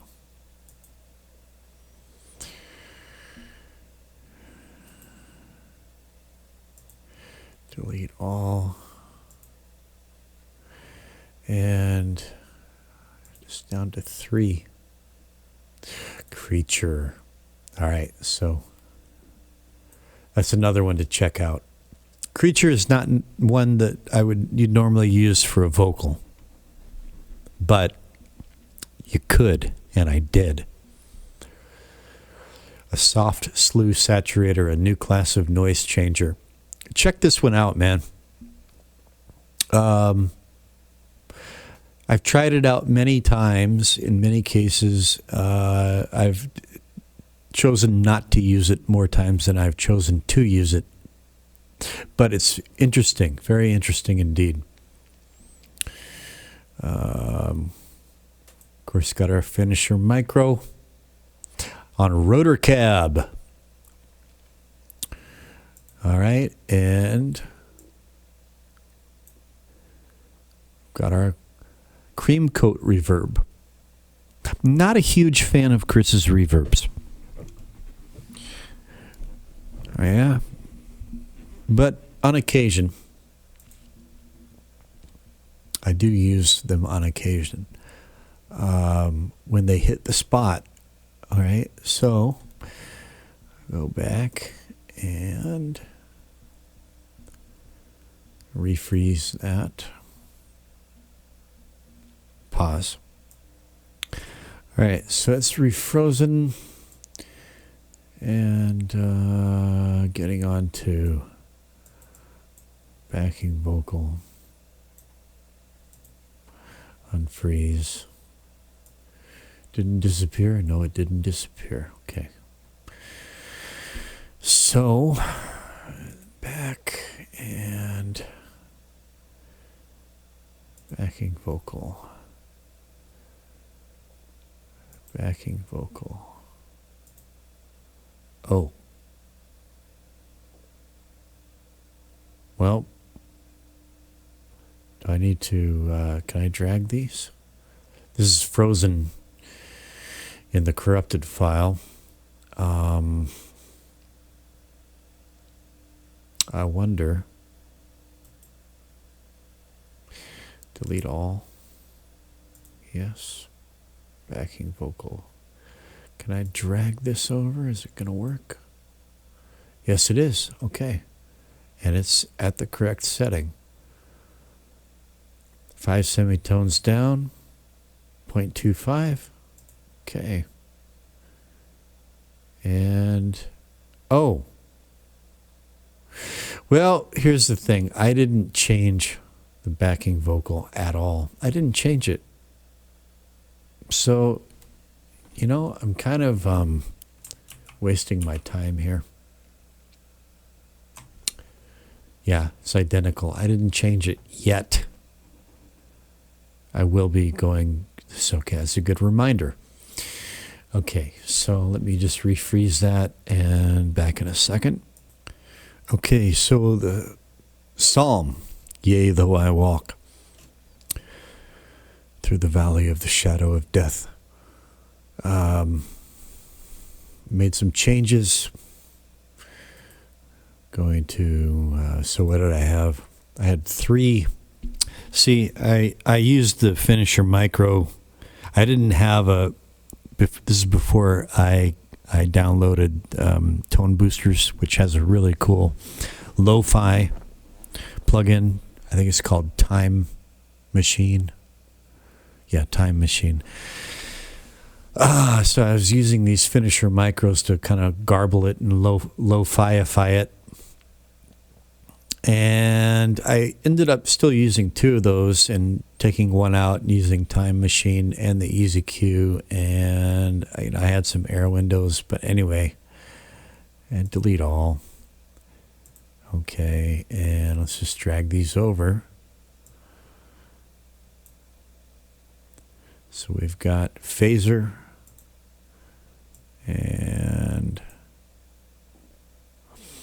jet plane.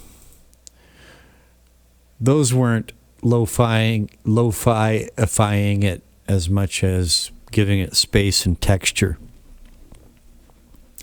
And then Time Machine is bringing the lo-fi garble into it. And that was set to ultimate digititis with some tweaks. And then our good old EasyQ.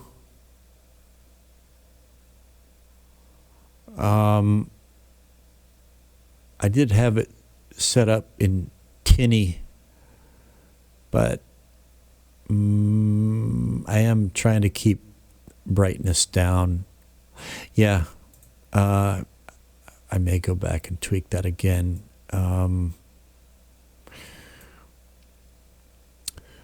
Cream coat reverb and one corner clip. His clippers are interesting too. And this one is kind of complicated for a clipper. 5 parameters. And I'm not going to go into why I'm using it in this case, but it kind of saved the day. This one corner clip plugin on this track really brought it together and made it work. So, on to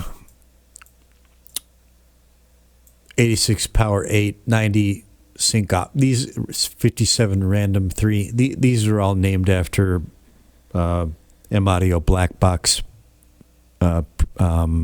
presets that I used.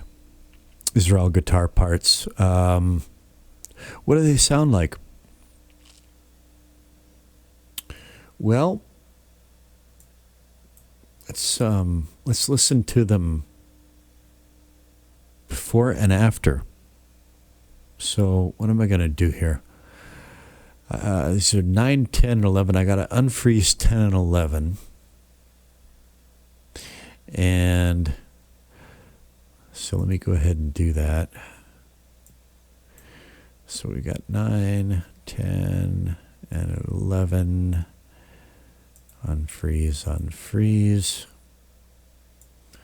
And solo them. So the first one that's going to come in is this random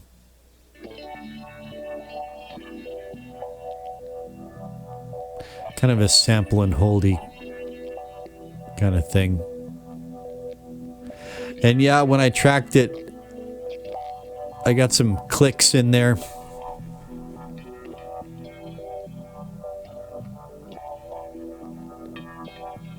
But I can live with it. Now here comes 86 Power 8.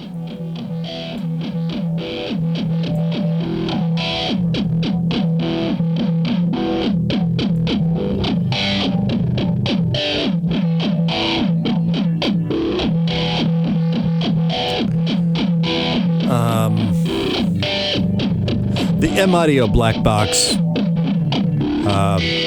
All the effects are timed to the drum machine. It's a really cool interface.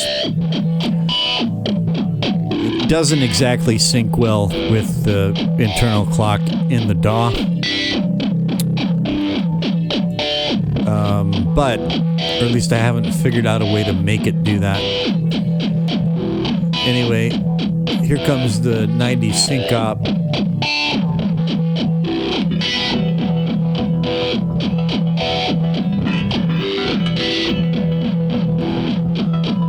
I kind of need to bring that up. I think I need to bring track 9 down and track 10 up a little bit.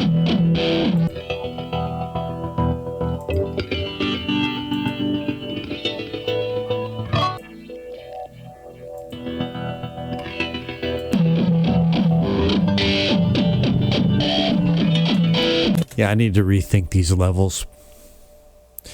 Another good reason to be doing this, I should be taking notes, actually. So I remember these little things I need to go back and revisit. But anyway. All right, so 9, 10, and 11. And so for track 9, we're just down to IDX.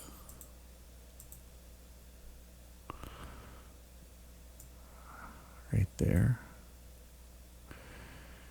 And actually go back and listen to these again after making these changes. Delete all. Okay. 10. Okay, IDX. And then wider.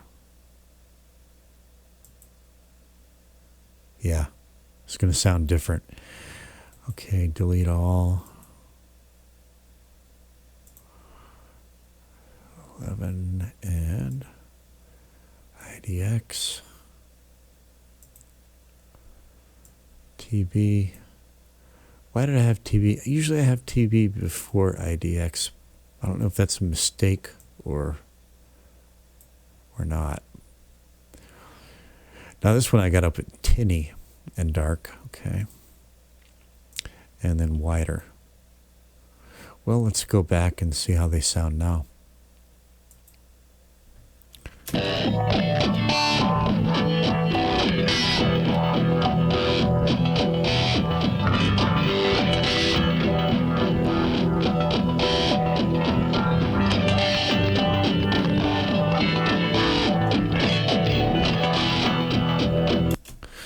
quite a bit more life. Just kind of curious about this one here.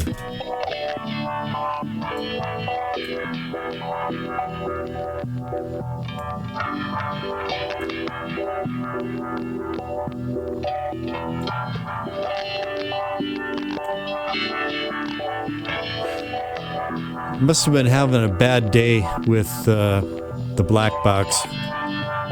Those little ticks and pops. But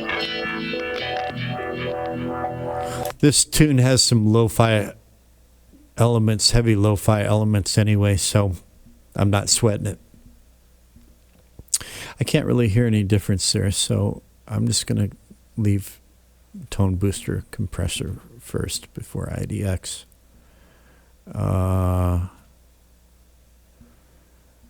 See, that's a little protocol that I've fallen into, and it may be not a good one.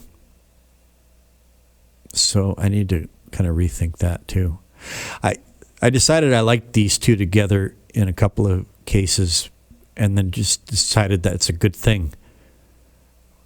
That's an assumption that I shouldn't make. Right? Okay. Let me refreeze and be back. Okay, on to acoustic, which is actually not an acoustic guitar. I don't know why I called it an acoustic, but I tracked it. Well, it was I think it was an acoustic emulation setting in the black box. Tracked it with the electric, the Yamaha SG. But it has kind of a harpsichord vibe to it, the way I treated it. So, out with the old... Oh, I got to unfreeze. Do I have... Yeah, I got to unfreeze. Hang on. Acoustic. Unfreeze. Okay. Out with the old...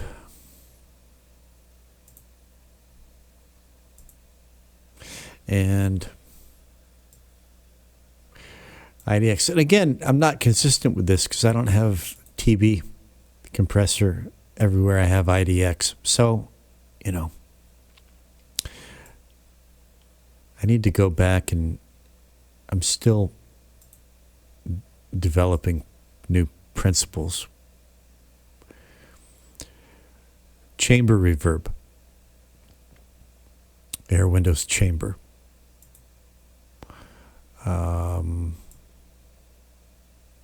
Next is brightness smooth, and next is clear coat ambience, and then this is a Cakewalk plug-in channel tools. I used to overuse this one, but it is nice when it's used properly. Okay, so that's the acoustic track. Next one, this was interesting, Vietnam Gong. Here's what acoustic sounds like soloed.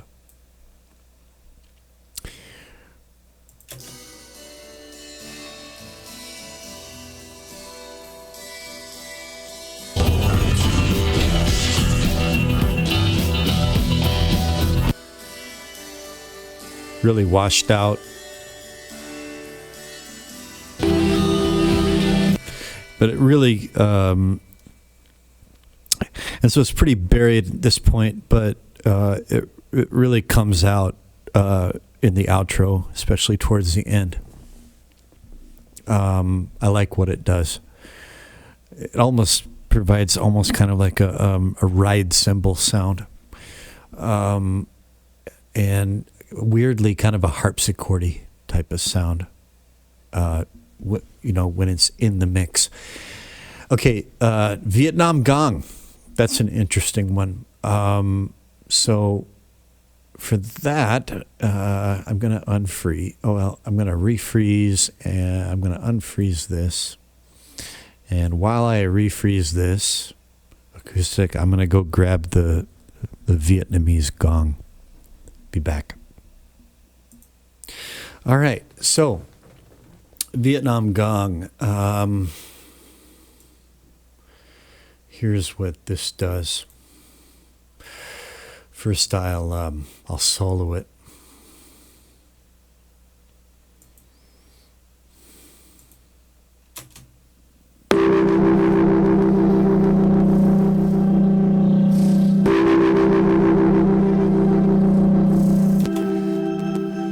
Now I'm going to. I didn't change this in the remix yet. I still need to go in there and make some changes. I think, like the PX64 percussion, I'm probably going to take that out. Yeah, I'm going to redo this. But this is what it sounds like in the mix. Oh, way too loud, way too freaking loud. Oh, I know why. Because I had volume drawing on that. Delete envelope. And I need to go back in and re-level that. See, Vietnam gong. Vietnam gong. Minus 19.3.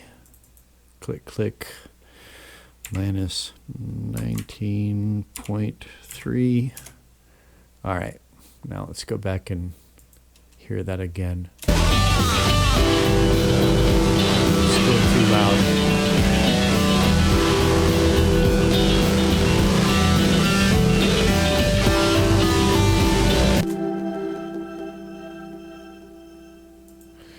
It's way too freaking loud. Yeah.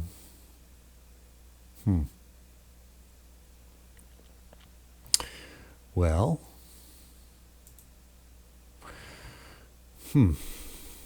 Vietnam gong.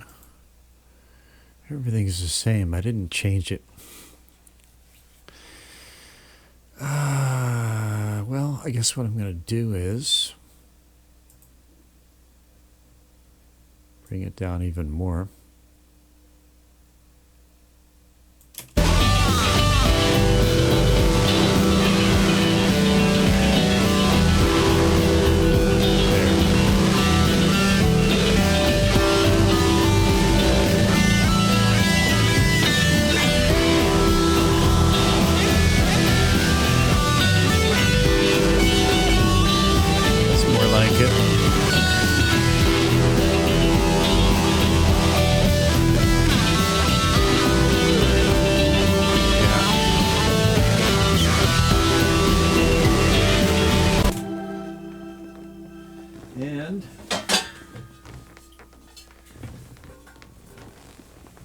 And many moons ago, I spent a couple weeks in Hanoi. Basically wrote a whole album down there that I ended up recording in a Buddhist temple hall. When I came back to Korea, I was living in a temple and I recorded an album. Long story.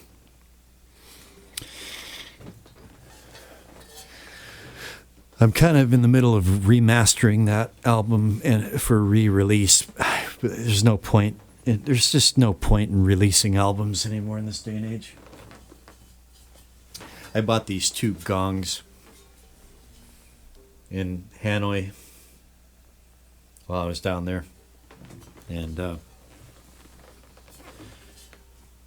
there's a lot of gongs on that album, and it sounds like this.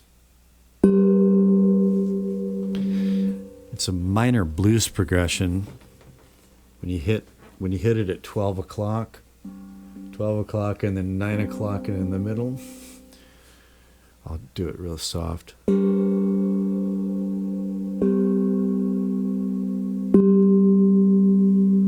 Hear that?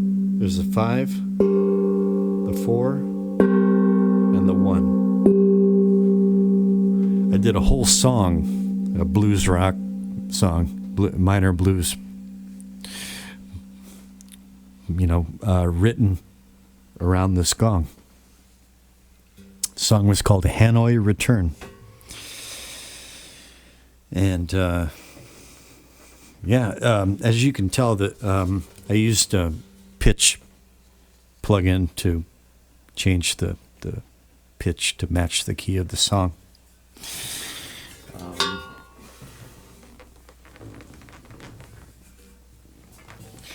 This little guy, I haven't used him yet, but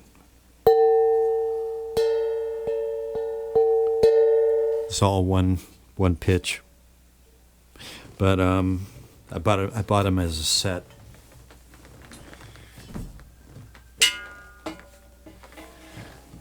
Now this guy right here.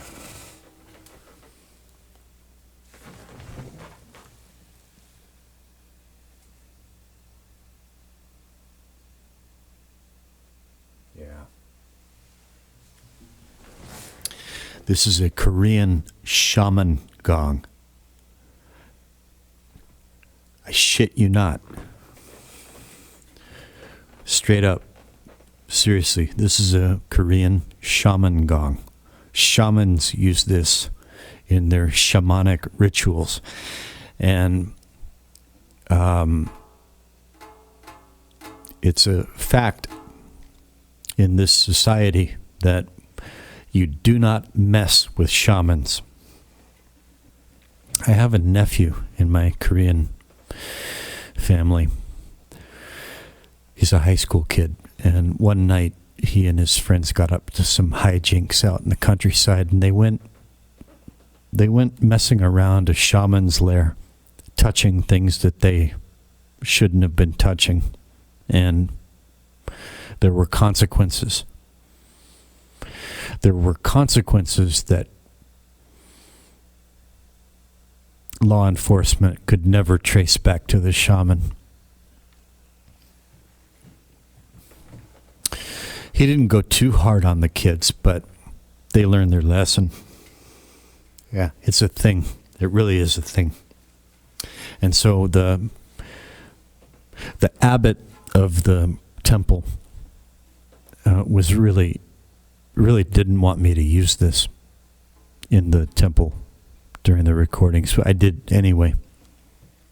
And I probably paid a price for it. I got to be super careful. This thing is so powerful. If I hit it too hard, and I don't even have to hit it that hard, it will bring the long-suffering Mrs. from the other end of the apartment. All the doors are closed. If I hit it too hard, it'll bring her. It will summon her. And that's not a summoning that would be advisable at 3:51 a.m. This gong, the fundamental tone is A flat. But I've used this in songs as well. I'm just going to very lightly hit it.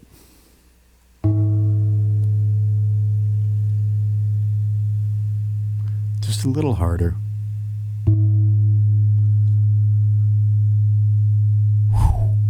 It's got some mojo. It's got some hoodoo. I don't dare do it any louder than that. You have to be in the room to understand. This thing will just cut right through concrete like nothing. And if you really whack it, it bends. It bends, and it's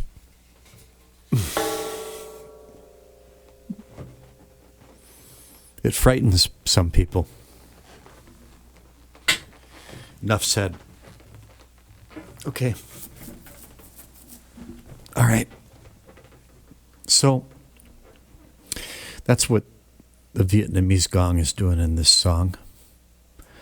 And I'm using the Finisher Micro plug in chorus, not that one. Infinity. This one is doing.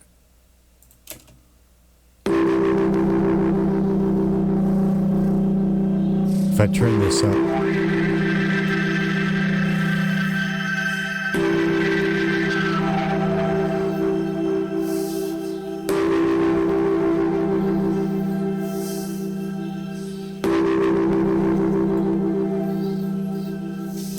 This is what I was using to get that synth to, and that you might remember from previous mixer's notes, to get that synth to create kind of like this choir, ethereal choir, to kind of bloom into another level. Okay. So anyways, I didn't have to unfreeze this because I didn't do any changes to it. So, right. Well, I'm just going to leave this unfrozen for now. And let's get into our solos. And then need to see about wrapping this up. So you can see that I had quite a lot of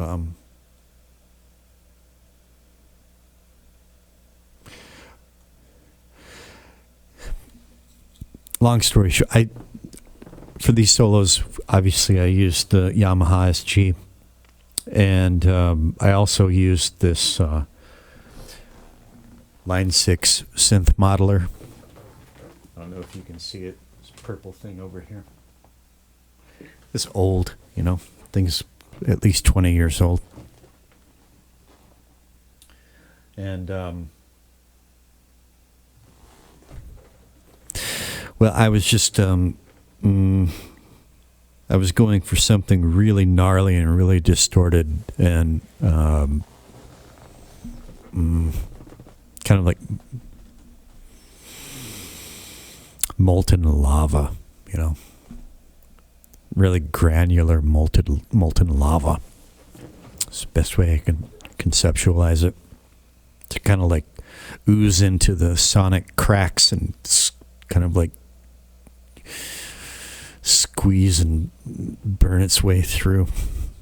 Just different now from what it was in the original mix, but I was just using all kinds of tools to get it to do this thing that I wanted. But it was just, it was too much, and I really prefer it this way now. So out with the old. Goodbye. There's a lot of shit here.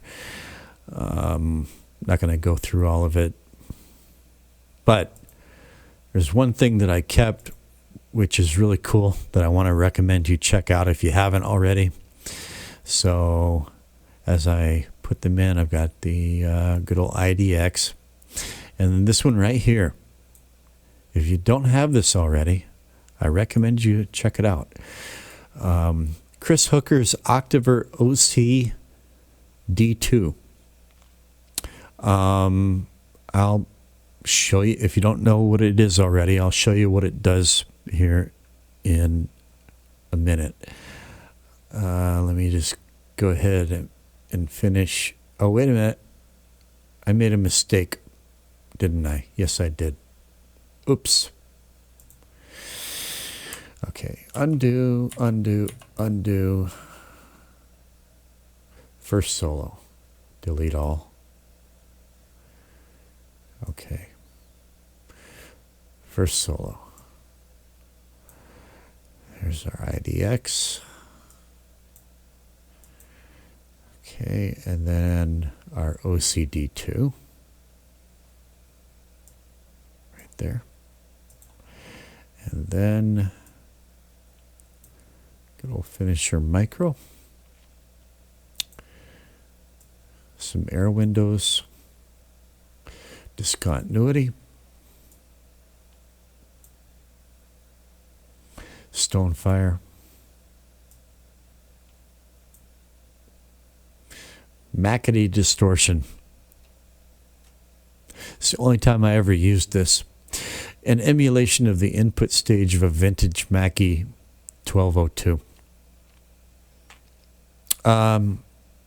Yeah, it's lo-fi distortion, and this is a case where, yeah, it really brought something to the table. I'm dragging these into a frozen track, aren't I? It's getting late. Let me pause and just cut to the chase here. All right. Discontinuity, and then Stonefire, and then McAdee. Okay. And then bass amp. Yep. Another secret weapon bass amp. And then we've got our good old Easy Q. Dark and warm. Out with the old.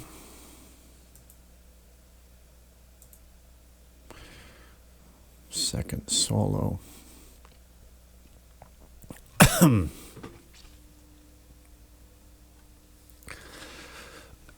Excuse me.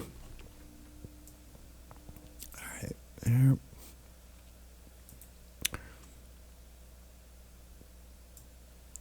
This one has air windows. Stonefire before. Now, I think I had a reason for this, because I wanted Stonefire to drive OCD2. OCD2 what's going on here? All right, octaves. Okay, octave synth. You see just look at it. Octaves. Okay, oscillator. You can see what it does pretty much by looking at it, I think.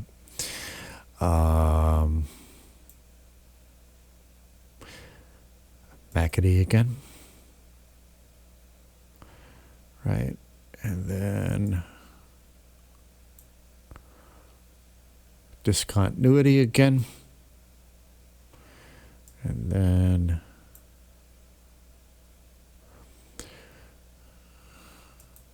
jet plane. That's a really spatialized flange.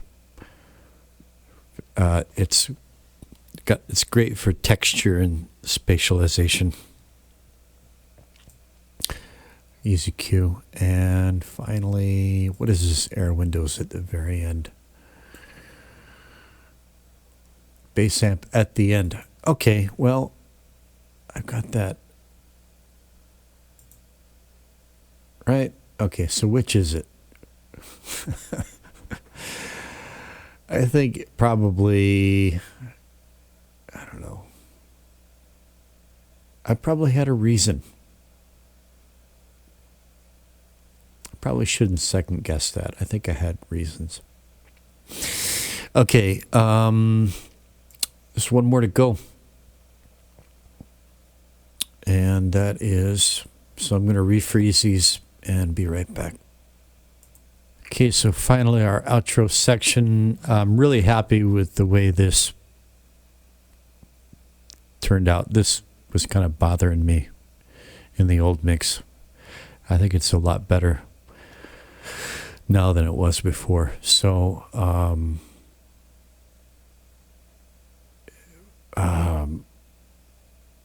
more clarity. Is a little bit muddled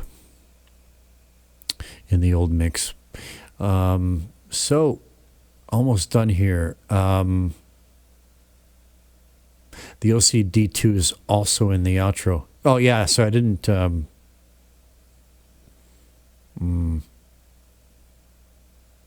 let's hear what it's doing in the outro section. That'll be better. Okay, so Yeah, I got some fewer plugins here. All right. Delete all.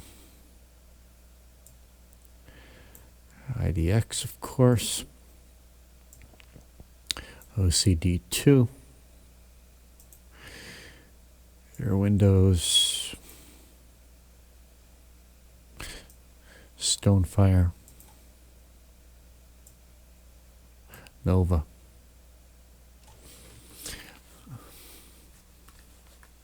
Well, I decided to keep that, and that's right. I wanted, yeah, that's right. Okay.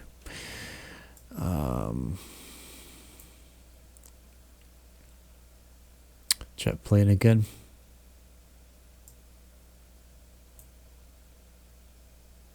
See, I don't use that many different plugins. There are some that I really like that are versatile, effective, and useful, and I like what they do, and I use them again and again. And yeah, they're all free. So that's it. Save,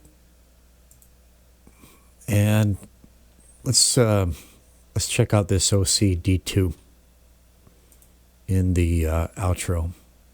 So I'm just going to go ahead and I can just close this now. No.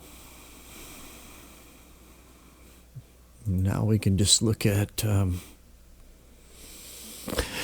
the chore is done.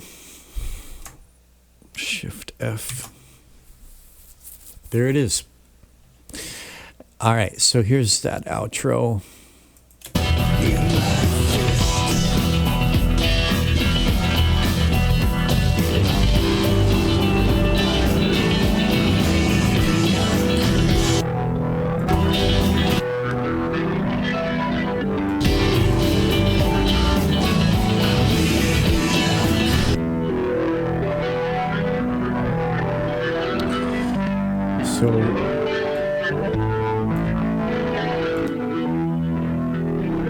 Quite the diff, eh?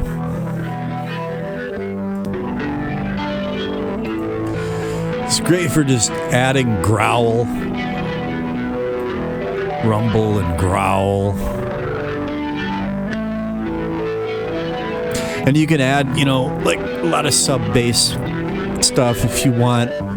I'm not doing that here, but just adding a nice synthy growl.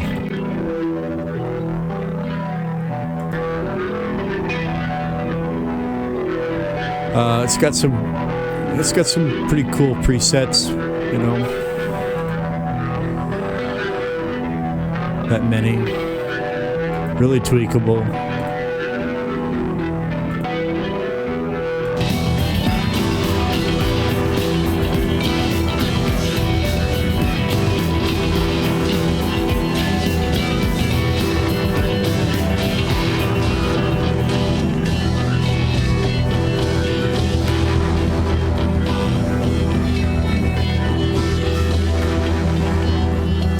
So I'm already hearing some differences. This didn't totally transfer. There's always something, right? Like in the Psalm track, that's just maybe, I don't know, maybe there was a volume automation that I deleted. That's why I wasn't hearing this towards the end.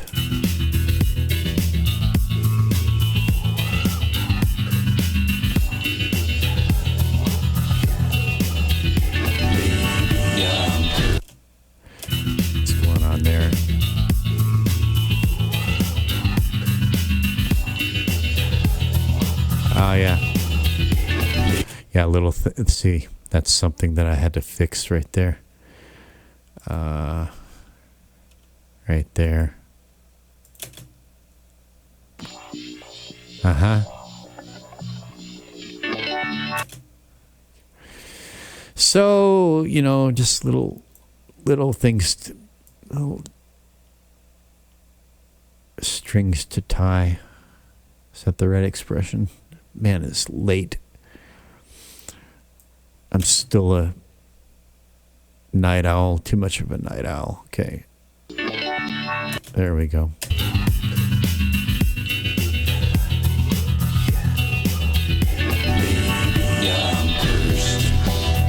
Yeah, I'm going to have to do some more re-leveling.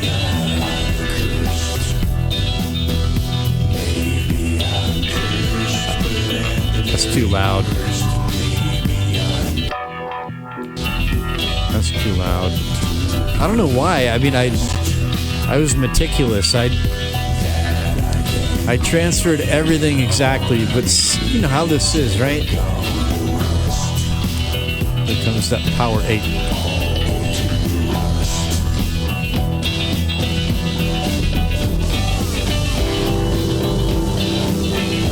Gong is still too loud. But back here, right here is what I'm interested in.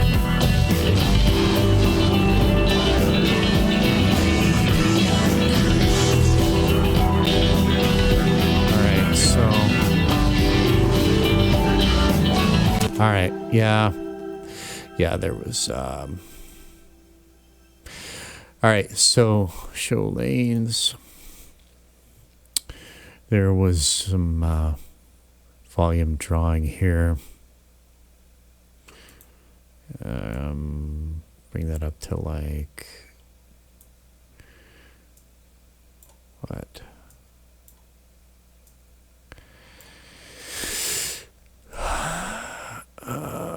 Here we're gonna come up to like 20 minus 23 minus 22. Yeah.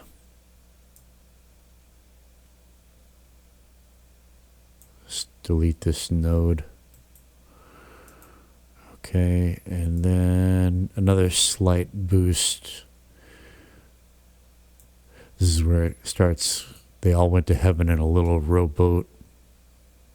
I'll bring that up a little bit more to like, let's say minus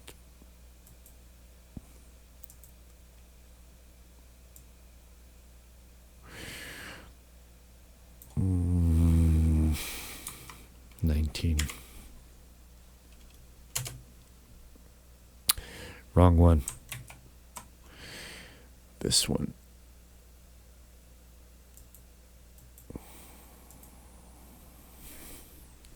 All right.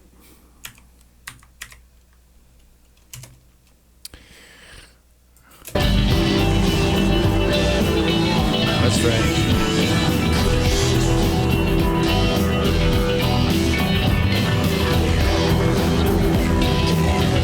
That's it.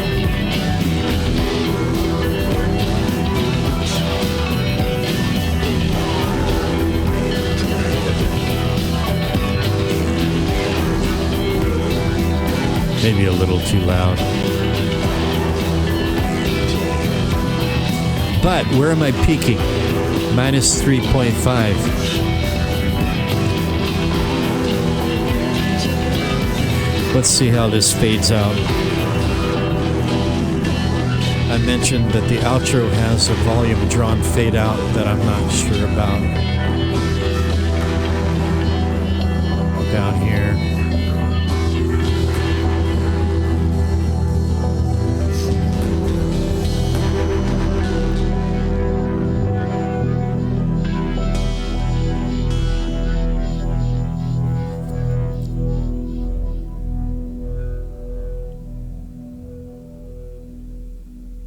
Yeah. Not too bad. I could live with that. Anyway, it's not exactly the same as it was. Gonna have to kind of like get back to it, get some shut-eye, and come back to it. But anyways, I know this is beastly long. Went on way too long. But there it is. And yeah, I'm so wiped out. I'm just kind of blank. I can't even think of anything more to say. So it's a good place to leave it. And hey, DJ,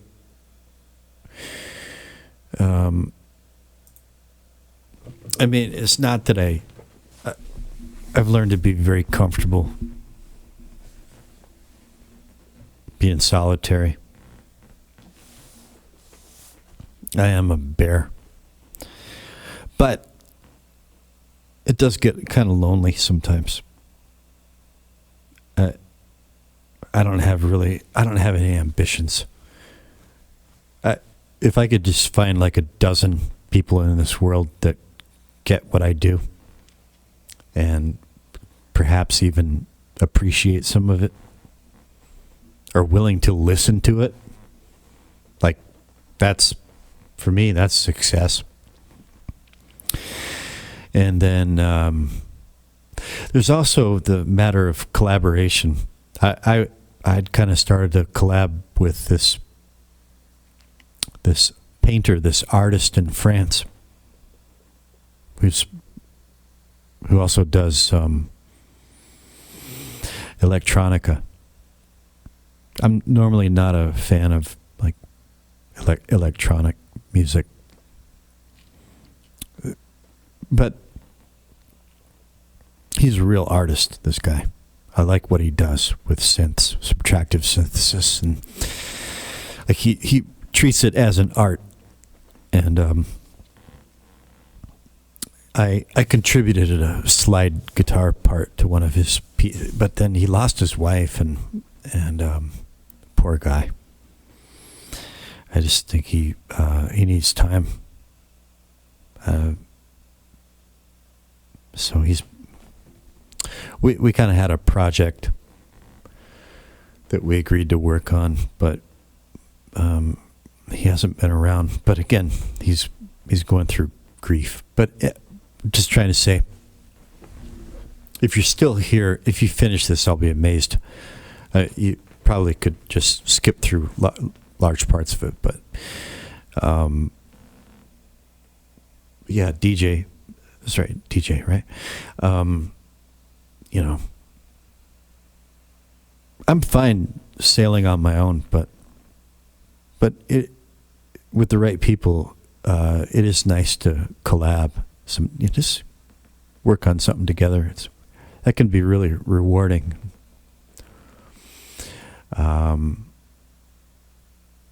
So, I mean, thanks for your comments again. Thanks for being here. And I look forward to, seeing what you're about at some point. And who knows, maybe we could just work on something joint, just for fun, just for to see what happens. So anyway, you kind of get to see more about how I work here, and maybe you see I'm doing something stupid. If so, just don't be shy.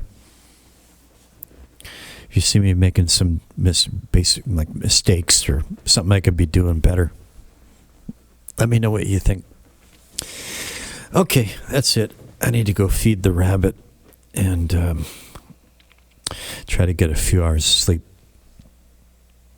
Oh, so I hope you had a good Christmas. And Ninko, if you happen to watch, man, I hope you're hanging in there. You too, Josh. You probably won't see this, but you too, man. It was, Josh, if you see this, it was really nice to reconnect briefly during your live chat. What was it, a day or two ago?